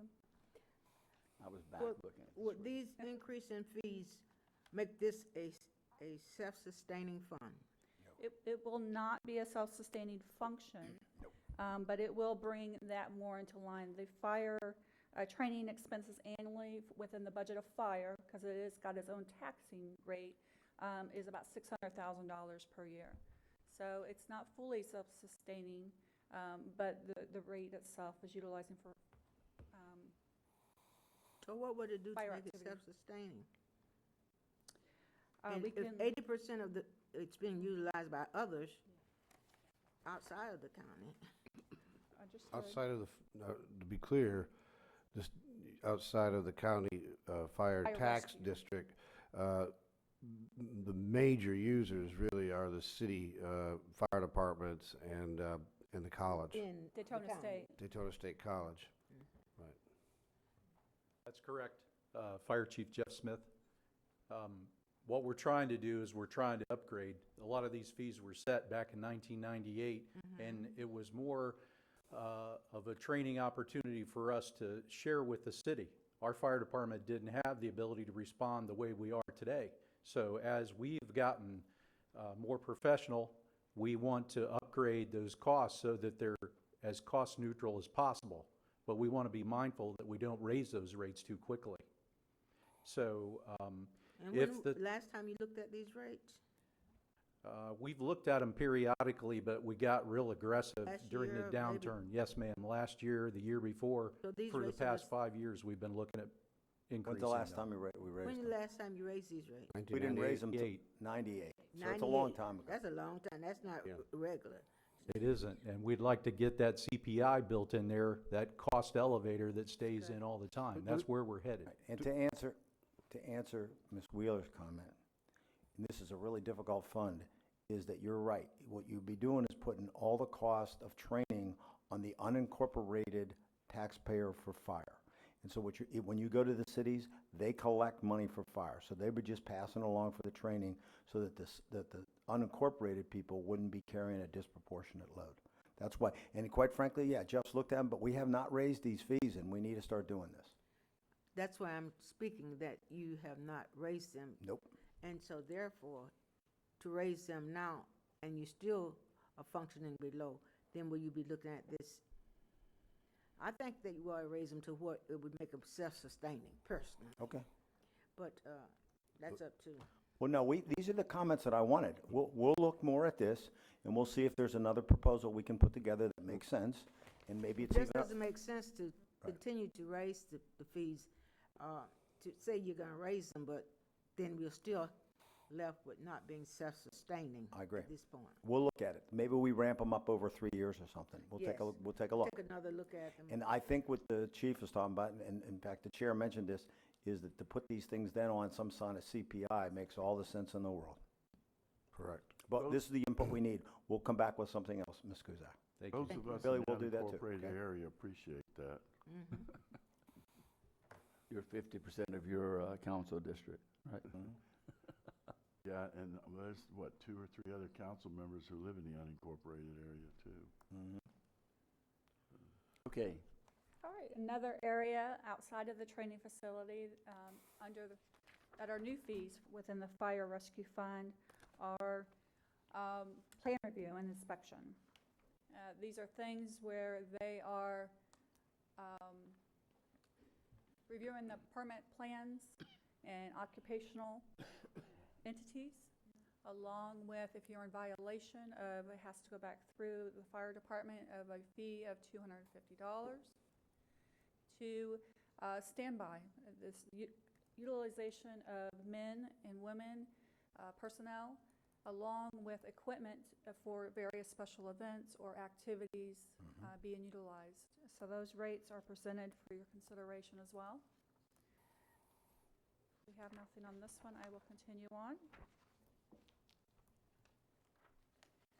The last one is the largest one in your presentation today. It is for your parking garage, which is next to your Ocean Center facility. Last time that this was approved was in 2010. The parking garage, if you recall, we did a mini budget workshop on the 5-year forecast, and we demonstrated that there are some capital infrastructure need and maintenance of this parking garage. And at this point in time, this fund does not generate enough funding in order to accommodate all of the needs to maintain the infrastructure and to keep it sound. Mr. Chair, you told me I could interrupt, right? So, I just want to make sure that, we don't increase these so much that it is affecting the businesses on the other side of the Ocean Center. And also, this still includes that veterans are free, correct? We have that? Yeah. That veterans are free. Disabled and veterans. Disabled veterans. Disabled veterans and also employees. Is there a special rate for them? What employees? Employees of the local businesses Right. around, like the hotel across the We street. have Thank you. We have special arrangements for the folks in the surrounding area, special parking rates are differing ones. They're more detailed than we've got here. The rates that you see here these are the only ones we recommend changing. All those others, we're going to leave the same at this time. So they're primarily event-related activities, from special events to event parking? Don Poor, Ocean Center Director. There's two sets of employees. Number one is the mall folks, and we're not asking for an increase in that. That's $3 a day. And then there's our employees, which we pay out of our budget anyway to the parking garage. Okay.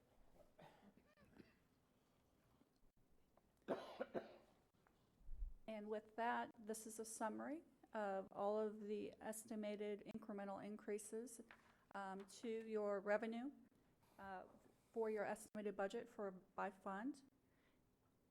And with that, we look for your direction.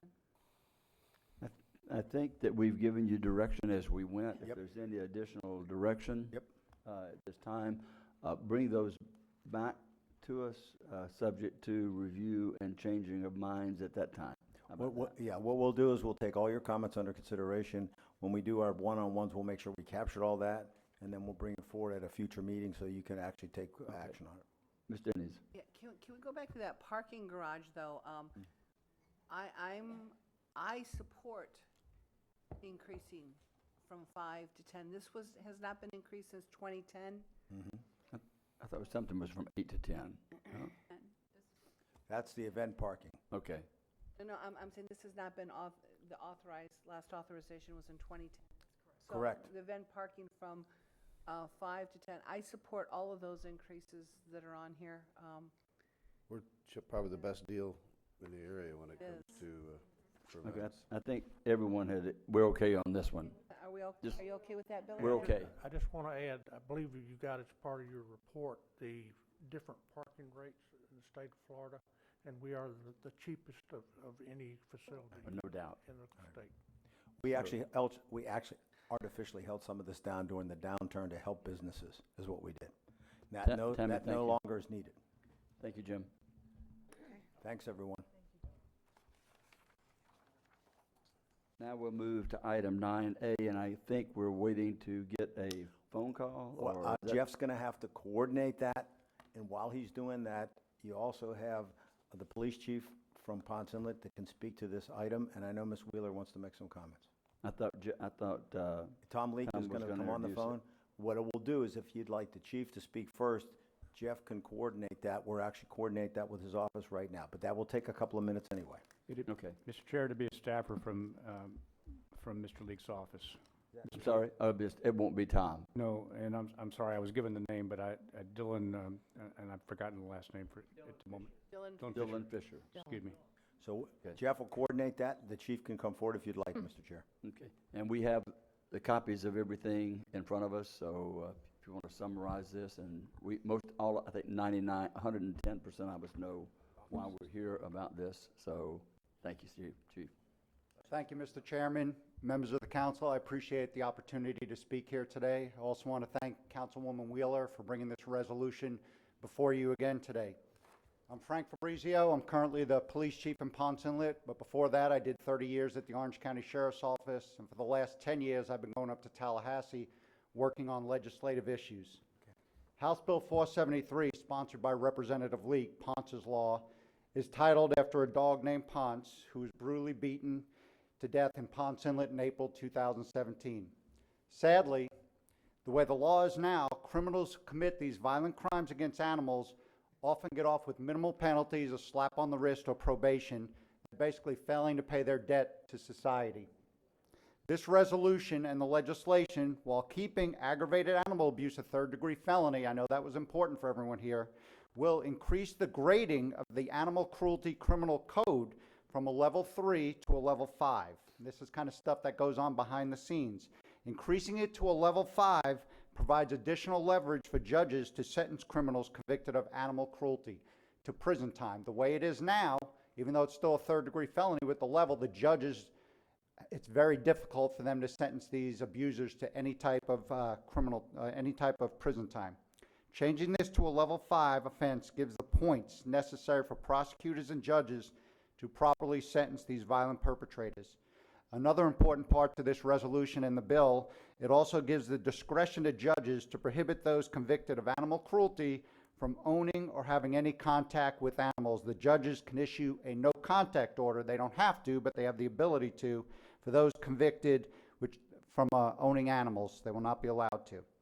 It's important to note that the Florida Police Chiefs Association, the Florida Sheriff's Association, the Florida Prosecuting Attorneys Association, the Humane Society of the United States, the ASPCA, and all 16 cities in Volusia County support this resolution and legislation for stricter penalties and harsher punishment for animal abusers. You're probably aware there's a petition out there that has over 76,000 signatures urging lawmakers to pass laws for stricter punishment for animal abusers. Another thing to note, there's numerous documented studies that show there's a direct link between the acts of animal cruelty and violence towards others. And this includes child abuse, spousal abuse, elder abuse, and other violent behaviors. Most recently, a study by Northeastern University found that 70% of the people who commit violent crimes against animals also have records for other violent crimes. Animal abusers were 5 times more likely to commit violent crimes against people. I just found out today on the way in that Senator Stubbe in the Senate will be sponsoring our bill. You have to have a companion bill. The bill is currently in bill drafting, and as soon as it gets out, hopefully early next week, he will be our Senate sponsor. I respectfully urge this council to support this resolution and help us make House Bill 473, Ponce's Law, a reality. And with that, I'll be here if you have any questions. Billy. Thank you. Thank you for coming. This is something that needs to be addressed. All of the 16 cities have already had a resolution, and I open up the paper today and hear of a man, and I think it's in South Daytona, that threw an M80 firecracker at a dog, and the dog's paw is off. You know, we protect our homeless, we protect our elderly, and I'm not putting everybody in the same category, but you know, it's time someone spoke up for our pets. I have 2 of them. It breaks my heart. This brought me to tears this morning. It is time that we, as the county, stand up for the county, saying that we are in support of making a change. And I highly would recommend that we all do this. It is time that we stand firm. Thank you. Dr. Lowry. Well, I just want to say the indication is that this is an indication of other aspects, and not only will we be helping the animal community, we may be saving human lives in regard to this by making it a lot tougher. And that I'd like to make the motion that we support this resolution. Any comments? I just have a couple. If I had my way, there wouldn't have been an M80 to throw at a dog, but I don't have my way on that one because I'm against the fireworks in the state of Florida for the use that they are. I think it's absolutely ludicrous that it's illegal to use them, but legal to sell them. Makes no sense in the world to me that we have it, and what we have to put our pets through during the times that people want to take 5 or 6 days to celebrate the 4th, and then they want to celebrate any other day, and some of them want to celebrate Christmas. So that would have solved this incident, which was horrible. It was on the front page of the paper this morning. I saw and read the same thing. I've been criticized for not supporting, and everyone that knows me knows I'm an animal lover and protector. And what I felt all along has been the fact that there's been no ability to serve a harsher penalty, or a penalty that would get people's attention, because if the judges can't give them a penalty, it doesn't do any good. And they say that by taking from 3 to 5, or that will allow them not to say, well, it's just the first time, you didn't really mean to do it, here's a slap on the wrist and pay $25 and leave. And that's where you make a difference. That's where you get the attention of people, not by making it a 3rd-degree felony or 2nd-degree felony and still doing nothing. I mean, that's what it's going to take. It's going to take some action, and I think hopefully that's what this will achieve. And I think that it has enough push behind it to get through the legislature. I would be surprised if it didn't go, nothing surprises me in the legislature. You would think it would be unanimous. I know that our two that are here that had served there, it would be unanimous for them, I would guess. So we have a motion and a second to adopt the resolution. Are there any objections or any additional comments? Hearing no objections, the motion, we're still going to wait for Mr. Leak. I mean, it's done. I don't know that we need to get his office on the phone necessarily. They're the ones that requested it of us. Pardon? They requested it. Are they here? Jeff? We're ready to make the call. Okay, well, I hold off on the vote, but let them be aware that we have a motion and a second. And that we understand the bill. Yes. Go ahead. Are you there? Can you hear us now? We're calling them. Oh, I thought they were there. The difference between being there and calling. Am I live? You're live. Go ahead, Mr. Dylan Fisher. Well, I was listening live, and first, thank you, Chair Kelly. I was listening live, and I wish I could have gotten to it earlier. I appreciate your support of the resolution. Again, we didn't need to be on there. We just wanted to be a resource if you all had any questions on the bill. Thank you, Chief Fabrizio, for presenting that so eloquently. Nothing else to say from our office other than we appreciate your support. Okay, well, and that was my intent, was to have you on prior to the chief speaking, but I think it's worked out well, and we appreciate Representative Leake's support of this, and know that it has a companion in the Senate, and we appreciate all of the work that you're doing for us in Volusia County. So appreciate it. Okay? Thank you, sir. Thank you, Council. Any objection to the motion? Hearing no objection, the motion passes unanimous, 6-0. Thank you, Chief. Thanks again, Chief. Thank you very much. Now then, we will move to item 10, I'm guessing. Unless I missed another one. No, you're good. You're good. Oh, this should be pretty easy for me. I nominate Tom A. Wright for the appointment to the Code Enforcement Board. Good one. Good one. Pardon? Good one. Yeah. Any objections to the motion that Tom Wright serve as the Code Enforcement Board? Hearing no objections, the motion passes unanimous. Now then, we have, Mr. Chair, Human Services Advisory Board. I guess Ms. Post isn't here, so I'm she's going to not have here, to do that so next we'll time. move this to the next meeting. Yes, sir. I'll Okey-doke. take care of that. Well, Mr. Chair, if I may, Ms. Post is willing to serve, and but it requires a council vote. She did fill out the remainder of her term, so if it'd be your pleasure, even though she's not here, Human Services Advisory Board. I mean, that was one that was made that was probably wasn't supposed to have been made. Is that, or it was for, in January or? No, sir. She only filled out she filled out the remainder of a term. She has served. She needs, the term is from July, I'm not sure if it's. Okay. September 1 or October 1. I think the term expired September 30th, and now it's starts again. She needs your reappointment. Yeah, I think we're going to move this to the next meeting to Yes, discuss it when she's here. If the council is okay with that.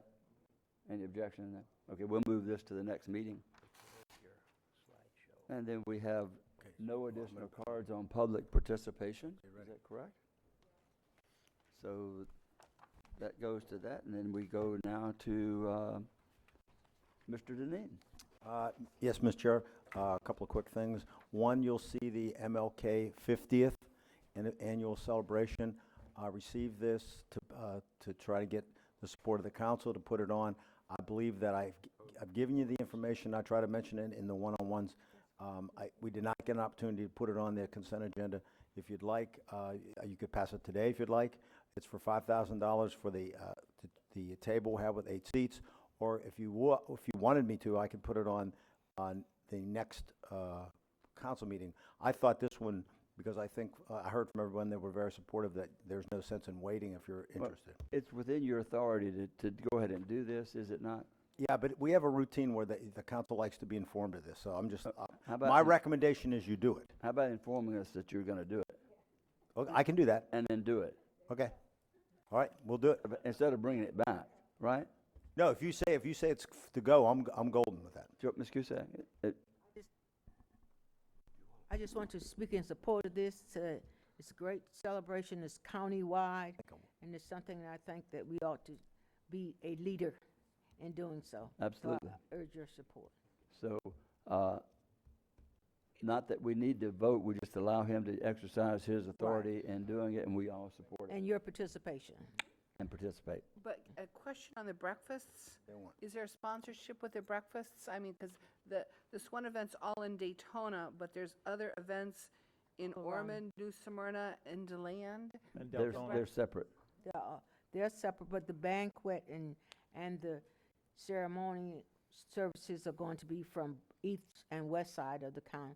Trying to eliminate that perimeter curtain, Mr. Chair, to make sure that we are working cooperatively around the county on this event as we celebrate.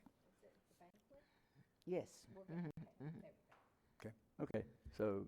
That's a go. You've heard that one. As you know, Mr. Bailey had a meeting in Ormond Beach with the dog park. Right. He went up there and tried to explain, obviously, a lot of the people that originally had a concern either didn't show up, but there was a combination of views. I'm going to recommend that next meeting, I'm going to put it on the agenda because I'm going to need some direction on whether we continue down the path that we're going or whether we don't.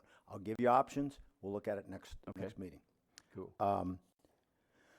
The other thing I want to do is I want to thank everyone who gave money towards the Over the Edge. I got roped into this by my staff, which I'm going to go over the building Friday at 3:20. I do want to thank everybody who gave money, and I was able to raise $7,300 for Easter seals and for that You good could take a couple of people with you. I'll pass on that. And one other thing is, Jeff, you ready? While I discuss this, I'm going to give you a 2-second, I'm going to take a 2-second update.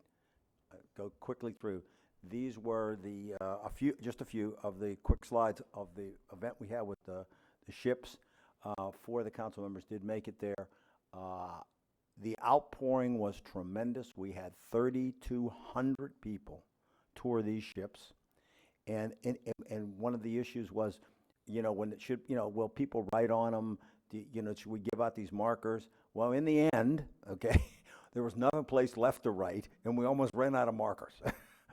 The thing I wanted to tell you is it's been successful. I am going to come forward next meeting and try to get a fund established. We have money that's been donated without us even asking, and people want to create a fund so they can put together money for another ship. These are wonderful for fishing and for divers. The crowd, I think, was ecstatic. It's all I've heard back. I think, I don't know how many of you have received emails on this.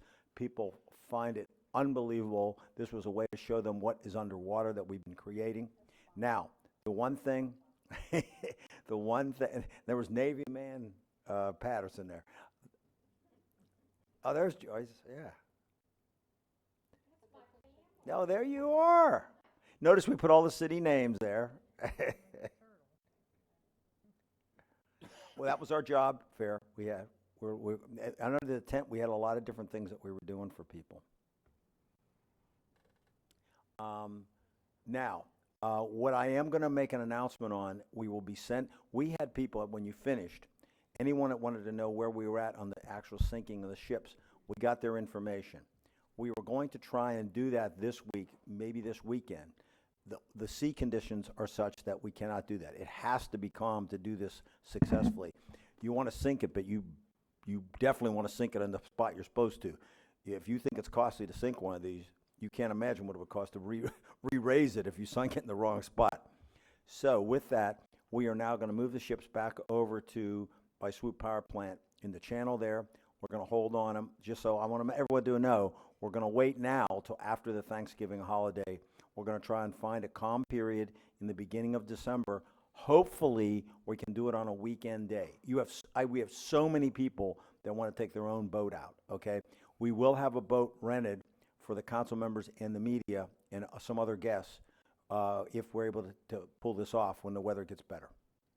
I want to thank everyone for their participation, and it exceeded our own expectations of how many people would actually want to tour this. I'm sorry, first of all, I'm sorry that I missed it, but I had a previous commitment I know you did. today with our daughter. And the other question would be, is there anyone out there you're a diver, that could provide us pictures of previous sites or is it too dark? No, here's what we're going to do. To show what has happened to some of those ships, some of the dive sites. What we're going to do is we actually looked at, myself especially with Joe Nolan, that we looked at bringing somebody in, but it's very expensive. But then we decided, no, we're not going to do that. So what Joe and I have been doing with a couple other staff members, as we dive, as amateurs, we've been taking our own films, and we're going to put together a little movie of all of your sites, a bunch of them, on the marvelous things that you need to see that we've created, and we'll show that here. And then what we're going to use it for is that the Hall Board and them want it, the chamber wants it, and then they'll narrow it into commercials. But we thought, because if you see it underwater, the other thing that I've been asked to do with the dive community is, and that's one of the reasons we're trying to coordinate, there's always an issue about who dove it first. After we sink the ship, what we're putting together is a group and letting everybody be representative on the different dive teams and also the different dive shops, because you've changed diving in this community with these ships. We're going to probably do a community dive all at once so we can all say we saw it when it was first on the bottom. I think it would be interesting for me as someone there's no chance that I'm going to go down there and look at it. Mhm. That you show, here's what it was on December 8th, 2017, Yep. and then you do a progression on that, and you can also there's one that was, I guess the most recent one was several years ago. wasn't Yes, it? the barge we sank. Right. So Some of them ones, what we have done, we'll show you. We've got, I think this shocks people. We've built reefs where within 3 to 4 hours, they have wildlife all over them. well, that'd be And within 2 months, coral growing on them. just set a little camera up and let it. Yeah, we're gonna do this. There. We're gonna bring in something, Mr. Chair, just like you asked. Cool. I think it'd be important to see, so people can see actually, because not everybody's going to go look at it, and they can see what happens Right. to and how it does affect. I will tell you, the Halifax Fishing Club, but also the dive boats and the people that do the tours for fishing. Every one of them come up to me and said, thank you to the council, because without this artificial reef, they would not, so a lot of these companies would have never survived during the downturn, and now they can offer half-day fishing trips and half-day diving trips because you don't have to go out that far. Not only did you salvage an industry to a certain degree, we now have more people starting to be interested in actually providing that service. And Halifax is now going to make it, and the advertising agency, Ms. Denise and I talked about this, are now going to make it a major part of their campaign on attracting people here. Cool. That's all I have, Mr. Chair. Oh, one other thing. We are sending a letter to FEMA, to Department of Transportation. We have an issue, and that is on the state highways. Okay, they have done their pass and cleaned up, but we still have stuff that is on the highways, and they're saying, well, we're done. Well, we're saying, look, okay, people are going to get unhappy about this. We will clean this up, so I'm sending them a letter. But what I need from them is an MOU saying that they give us the authority or we can't apply. George? Yeah, the issue gets to, and people need to remember that this will come up 2 or 3 years from now. But they'll come in and audit, and they'll wonder, why were you on a state road? Because one of the basic premises behind the FEMA reimbursement is who's the underlying owner. In this case, if you're out there in the state right away, they're the underlying owner. So if we have at least an MOU, which we have with the cities, by the way, we worked all that out. The Department of Transportation has been asked repeatedly. We get answers that either it's A, not necessary in their view, or B, they're not authorized to do it. If we even had a letter from maybe the district secretary just saying we're done, and you know, it's all yours, it's now a local garbage issue. At least we have that to show 3-4 years from now to a FEMA auditor that, okay, we had to go do something and we went and did it. And so we're not really understanding the issue with their local folks, so we're going to send this letter to the district secretary and hopefully get something. Mr. I may need your help, I may need your help if we get denied again. No problem. And then last but not least, Donna has a comment she wants to make. Thank you. We received, Rhonda Orr is here. There she is. I have her come up just for a minute. She was representing us at the Tax Collector Association meeting. It's their 88th annual education forum, and we received the 2017 Excellence in Financial Operations, which we're real pleased to receive. We were one of 24 out of the 66 counties who did receive this award. And it's all about process improvements that she has implemented in her shop. In fact, she's getting ready to fire up. If we're ready to go live on her high-speed processor, which we're real pleased with. It's this week, I believe. And because we had changed the tax bills, we put some barcoding and some QR codes on there to make it easier and faster for the tax bills to be processed. So we're real pleased that she received that award. I thought we ought to give her a little bit of recognition. What happened to the 67th county? Aren't there 67? They're 67, 67. yeah. I said, what did I say, 66? You said 66. Excuse me, I meant to say 67. So Okay. And you're the one that's in charge of our money here?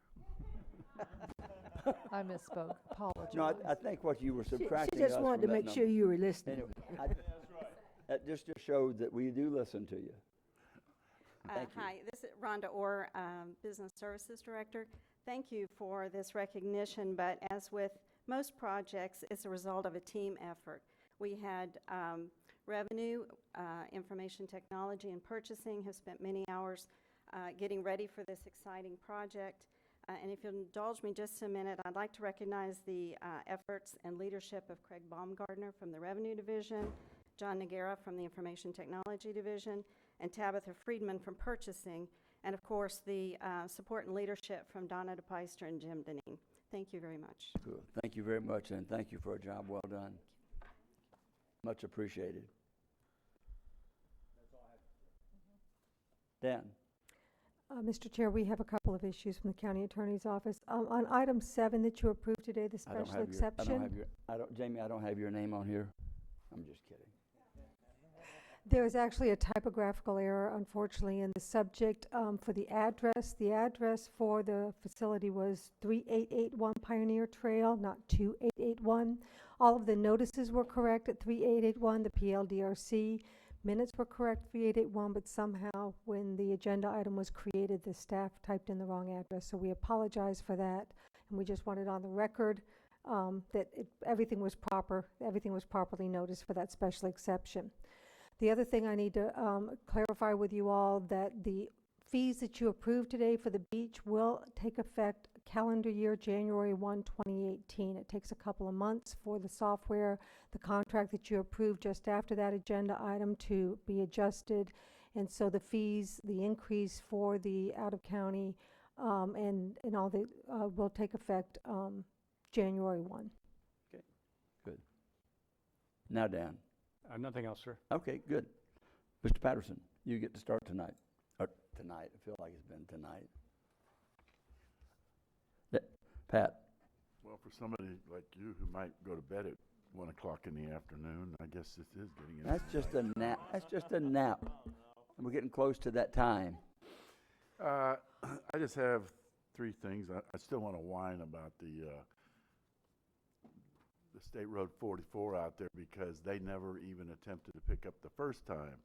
And that whole area out there has been a mess for those of you that come in on 44 know that. So I hope we get that taken care of, because for some reason, guess who gets blamed for it? The county, that we haven't done our job. So we'll get on that. Dr. Lowry and I went over and we purchased Oinke, and Oinke came in at 237 pounds, which will be going into the food bank drive that we have. He is up in Seville, visiting the friends up in Seville, and right now I don't have the total cost because I just have the initial bidding price, which it came out to $770. And then we'll see what the final cost will be, and then I'll send each one of you a notice. And then at the next, whatever council meeting that you get it, if you don't pay me, I'm gonna have your cars booted before you leave. Checks in the mail. But it was great fun. We had 2 representatives from the Halifax Urban Ministries there. They had great fun with it.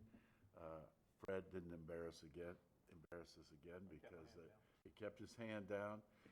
He was tempted a bit about $8,000 on a steer, which would have come to about $1,000 a piece. And actually, Halifax Urban Ministries thought that was a pretty. That would have ruined my marriage as well as my term on the council. So that is that. And I have a request. Senator Huckel has agreed to sponsor 2 or more funding requests for us. One is the sewer design for the Indian Harbor Estates in the city of Oak Hill, which is a $200,000 request. Or Bellevue Bevel DBIA Regional Flood, whatever that is, project, a $3 million request with a 0 match. She has asked which one is our number 1 priority, and I'm going with the airport. No. Oak Hill. Oak Hill. Indian I Harbor think my Estates. fly fishermen down that way will be very happy get something started down there. Does everybody kind of agree? Everybody's okay, I think. Okay, we'll go with that. So we'll move forward with that. And I don't know how many of you are aware of Senator Stubbe and I think Representative Edwards. I know her. Have a bill up there regarding tree trimming, and it's kind of getting into home rule issues. Senator Stubbe had a problem cutting a tree down, and the county came in there in Sarasota. They don't like it when the trees get cut down, and they don't know about it. So he's going to kind of make it. I think it'd be an open day for people to start getting into the historic trees and cutting, and so we just have to, we'll see where that bill goes. So, but it does kind of take away our home rule authority there, like everything else they're trying to do. Joyce and I would have never done that up there, right, Joyce? That's right. Is that it? That's it. And Ms. Post is not here. Ms. Wheeler.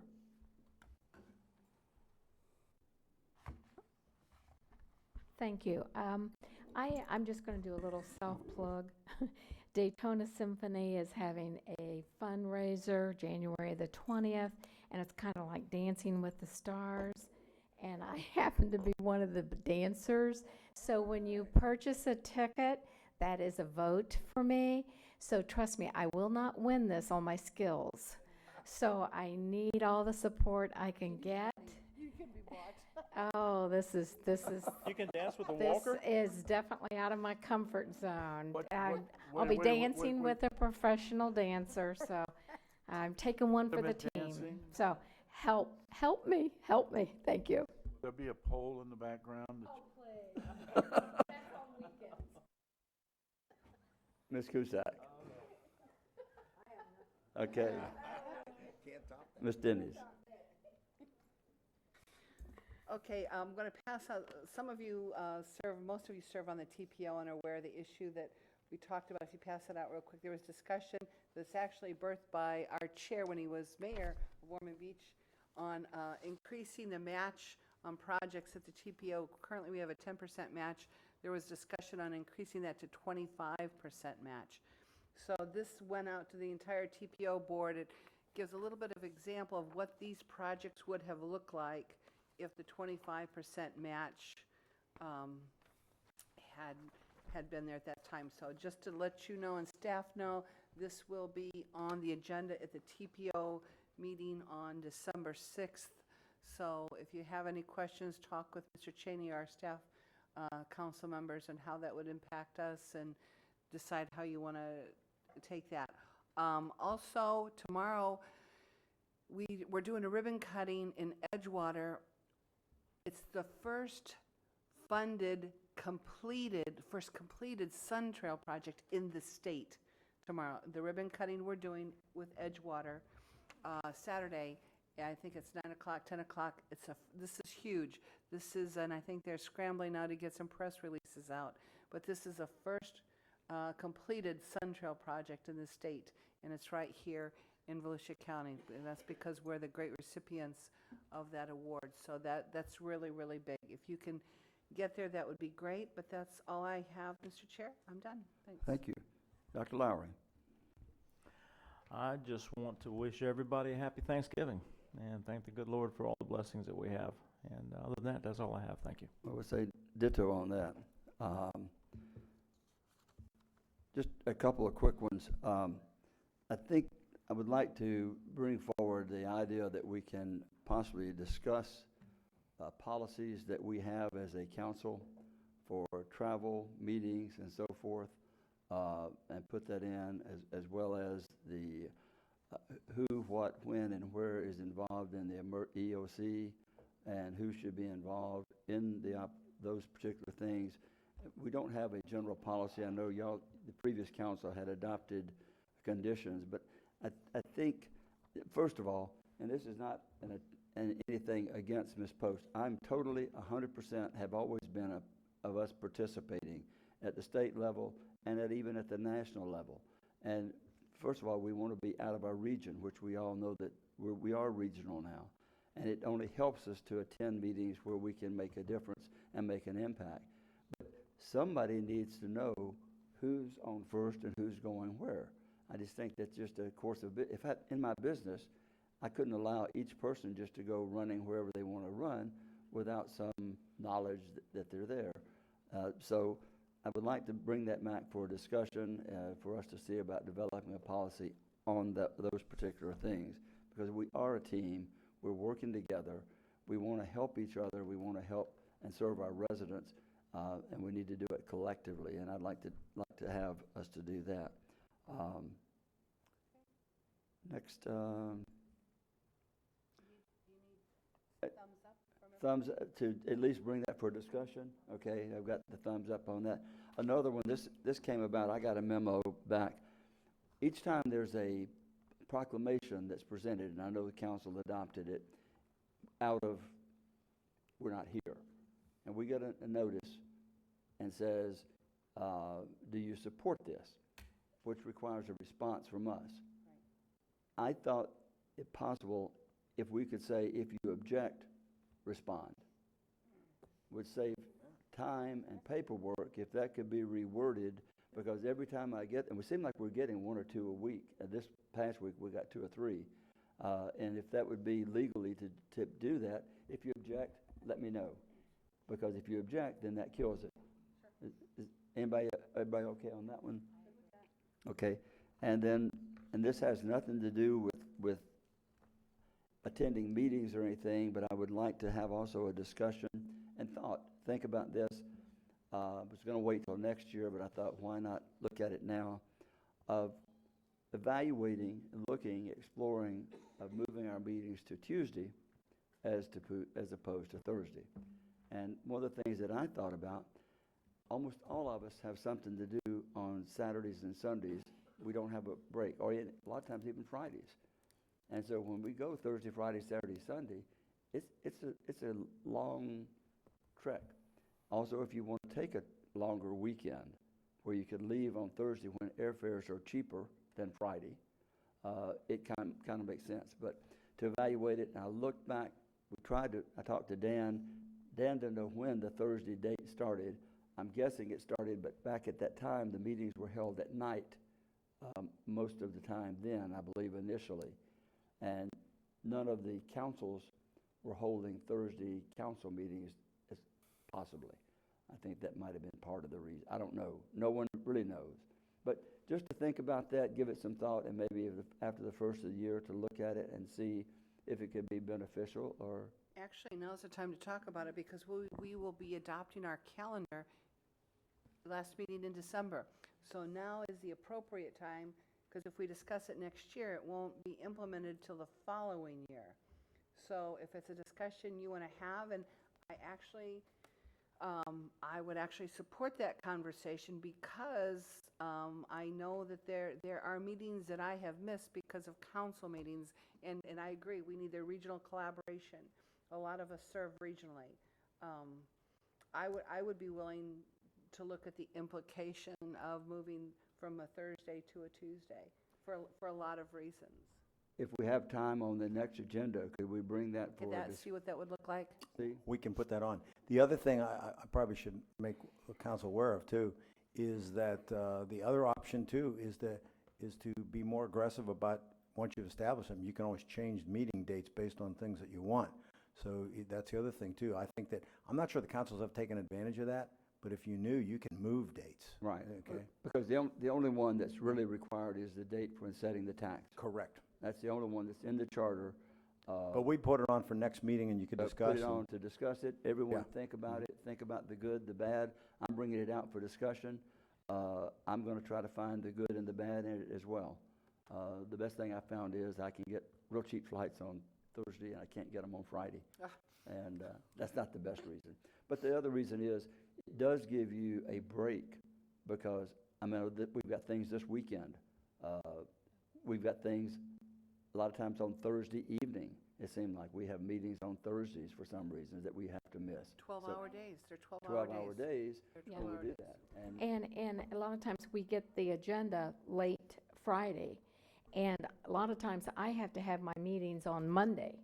So that means my weekend is studying the agenda. You know, that's, I know my, my social life is not, you know, but, yeah. Well, It might, I mean, depend, we Nobody could, get it soon we could enough. work, huh? Let's talk about it next Let's meeting. talk about it at the next meeting, and everyone come up with their ideas and thoughts, and we can go forward on that one. And I thought I had one more, but,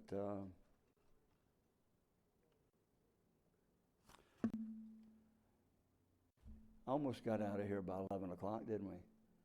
Yeah, not bad. Any other questions or any other comments? If not, we'll adjourn the meeting at 12:26.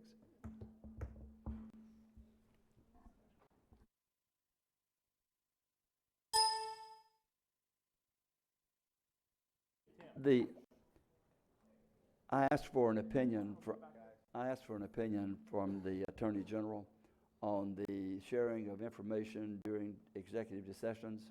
I don't know if each of you got a copy of that. Dan, did everyone get that? Dan and I discussed it. No, sir, I'll be happy to distribute. If you could make sure that they each get it, because I had some concerns, and this is something that maybe we want to look at, because I know Dan and I play a lawyer sometimes, and looking at I sent him a little note about who gave the opinion in 2003, and the Attorney General at that time was Charlie Crist, and I'm going, oh, you know, because is he a Republican, a Democrat, or an independent? Anyway. Yes. Anyway. Thank you very much. Sorry for that last one.